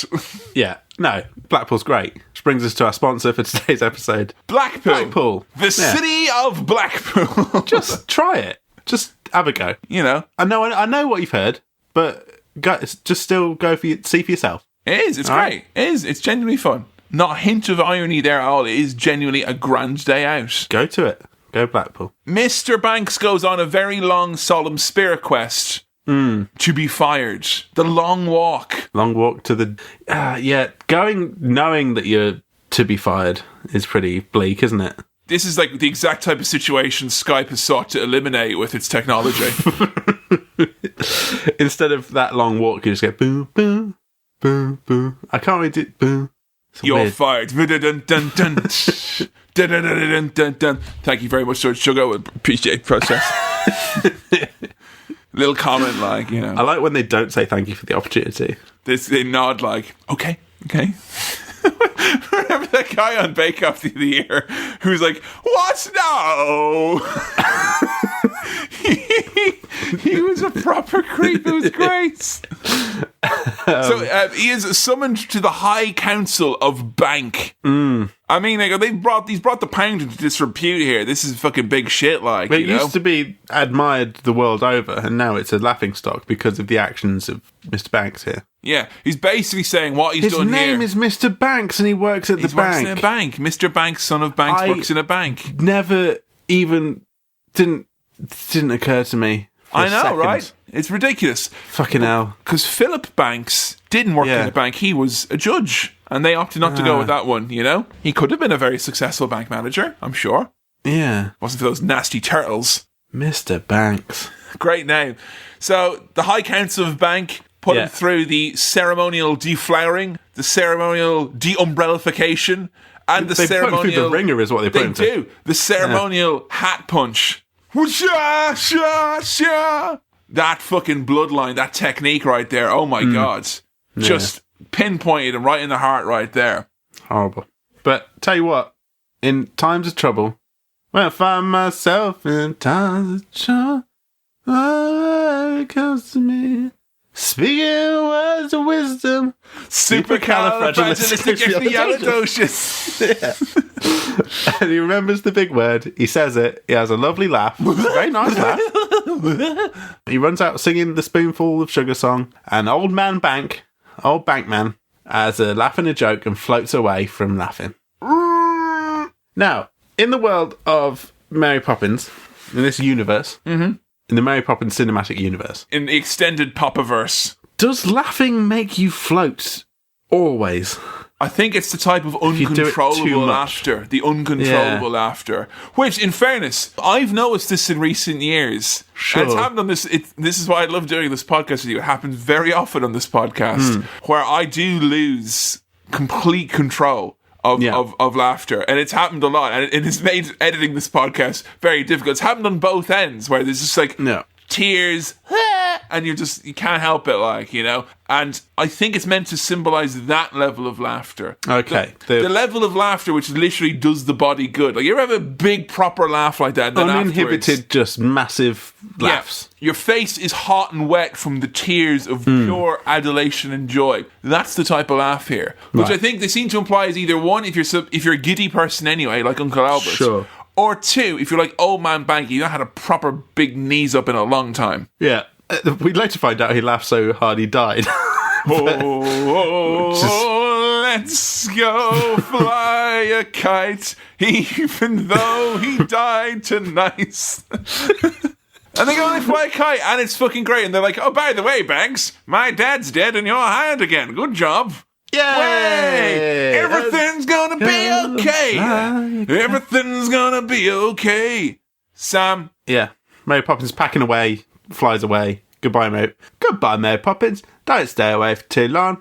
It is the end of the movie. Bye, Mary. 50 years? Oh, frosting around with me. Well, you know what? At least he outlived that pesky old PJ O'Malley. He outlived him. I think I just gave him a completely wrong name. Yeah. He outlived him though, did he? He had the last laugh, did old Dick, like, you know. So Mary flies away, credits roll, beautiful music takes us out. She chats to her umbrella. Voiced by Mr. Banks as well. There you go. Nice. Very good. And there we go. Movie over. Sam, did you have a supercalifragilisticexpialidocious experiocious on Cinema Swirl? Supercalifragilisticexpialidocious. Well, I'll be. It was a lot of fun, wasn't it? I mean, what level of merriment are you at? Are you off to fly a kite? Are you floating up on the ceiling? Are you pulling up your trousers to look like a penguin? You know, I'm having my experiences denied by my nanny, and I'm being sung to sleep. Okay. No, I'm very. I was hoping for more of a happiness factor than that. I'm very happy. You know, to be honest, after watching the film, I felt a little bit fatigued because it is exhausting. It's longer than you would expect, and that chimney sweep sequence on and on was particularly long. On and on. I'm not gonna lie. I watched this normal speed, but when it came to that, I went right onto the fast speed, which you know, I was sitting through 40 minutes of that again. Long, I imagine. Still. Was it your man who keeps doing all like the trimmed down edits of all the really long movies like The Hobbit and stuff like that? He was fucking Venom in Spider-Man 3, Topher Grace. Could he do a version of Mary Poppins where he cut out the fucking chimney sweep dance and then you got a nice 2-hour lean family movie? Perhaps. That might be useful. But having had a chat about it with you and remembered some of the fun and the japes and the songs, I feel very happy. I feel very good. I enjoyed this film. The accent wasn't as bad as I thought it was going to be. It wasn't irritating. It was nice. What was your favourite song? I like Let's Go Fly a Kite, but I think that might be recency bias because it was the last one I heard. Yeah, that's true. You know, they saved the best to last, though. That's what I argue, you know? The Feed the Birds one was not my favourite. I don't know, just Spoonful of Sugar, like, crops up so much that you can't help but have that in your head. I mean, do you usually whistle or hum to yourself? Well, will this be going into the playlist of whistles? Probably, yeah. Yeah. Chim, chim, chim. I don't know if there were more bangers than there were in Grease, but I thought lyrically this was pretty impressive as well. Not just in terms of tunes, but sick rhymes, you know? Yes, step in the rhythm, step with a rhyme, dibbly dib every time. You know? Dibbly dib. Yeah, this is some proper hardcore lines being thrown out here onto the track. Hot lines, baby. I mean, I think the thing about the movie that seems to work against it is that it's very much like, we were talking earlier about like stuff that could work as a series or whatever, but this is literally a series of fortunate events. It's like 4 happy things that happen that are mostly unrelated, and the actual whole like, here's the plot of the movie and what's going to happen. That's all the last like 20 minutes of it with the bank and all that jazz. Yeah. But I'm fine with that. It's nice. I tell you what, this just felt nice, didn't it? Absolutely. If it was the 60s, and I went out to the cinema to watch this would feel like a proper hoot and a fucking holler, have a great time. I've watched it now, in 2019, on Blu-ray, and it was still great. There's not many things though that hold and it sounds like, oh, it's great now because looking back on it, X, Y, and Z. It's just like, no, now it is just, it is now positive for the reasons it was then, because it looks great, it sounds great, it's fun. You can fall asleep at any point in this movie and wake up and be like, all right, and you'll be grand. Yeah. Nothing will actually catch you off guard. Just prepare yourself. Mary Poppins is not as nice a person as you might have thought from this, because people make out that Mary Poppins is this like kind of like, yay, Mary Poppins, she's going to come and save everything. She's fucking hardcore, Mary. Yeah. You know, she's never quite as like sweet as you imagine. No, like if Mary Poppins came to your house, it wouldn't be like, oh boy, you'd be like, oh fuck, shit. Yeah, okay, all right, tidy up. Got to tidy up now. Got to take my medicine. The animated sequence when they jump into the painting, that's phenomenal. It still looks great now. Very impressive. I just feel happy inside. Would you, as a matter of interest, because like me, a recent watcher of this one, given there was generally quite positive critical reception about it. I know Mark Commode said that it moved him to tears. Right. But Mary Poppins Returns, Wasn't that bad? Would you give it a go? Would you be interested? Yeah, I think so. Yeah. I have to feedback on a special report at the start of an episode, how you get on. Yeah. I would like to watch that. I enjoyed the characters, I enjoyed the music. Oh, the kind of contrast between when the music starts and when the talking starts. We had a bit of an issue with that with Grease. Yeah. There was very clear demarcation between like talking and singing, whereas this felt a lot more natural. And they so weave it nicely. It works perfectly. Why don't all musicals follow that way? I much prefer that, because you're moving forward, but you're still getting your funky beats. You never get that feeling with this film that it's like, oh, we're going into a song now. It just kind happens. Of naturally happens. And they reuse. Right. There's only like maybe 5 or 6 songs in the whole movie, but they reuse motifs and bits over and over, Oh, it was a lot of fun. Oh, I'm so glad you enjoyed this. Yeah. And tell you what, though, tea and cakes in that movie, am I right? I had pasta, but in the future, and I watched it, I had to have my tea, mate. I had to have your tea. Not actual tea. Not actual tea. My tea. My tea. Yeah. Well, from my tea to my star rating, Sam, how many star wipes does this get from you? It was good.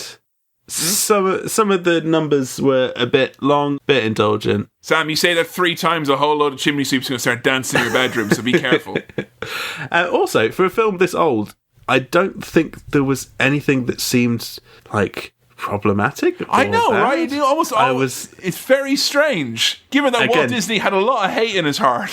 It seemed all right. It seemed pretty blindingly white movie, but that's to be expected, I guess, I mean, there's that, obviously. But yeah, I had a blast. I'm going to give this 4 star wipes. Hey, you heard it here first. Thank you for listening to another episode of Cinema Swirl. This episode was produced by Kevin, it was edited by me, Sam, and the music was also by me. If you'd like to support the show directly, you can do so over at patreon.com/cinemaswirl. Episode votes are on Facebook over at facebook.com/cinemaswirl. We're on Twitter, that's @cinemaswirl. And if you have something for the mailbag, send it on over to cinemaswirl@gmail.com, that's cinemaswirl@gmail.com. If you enjoy the show, please do recommend it to anyone else you think will enjoy it too. And we'll see you next time on Cinema Swirl. Right, bye.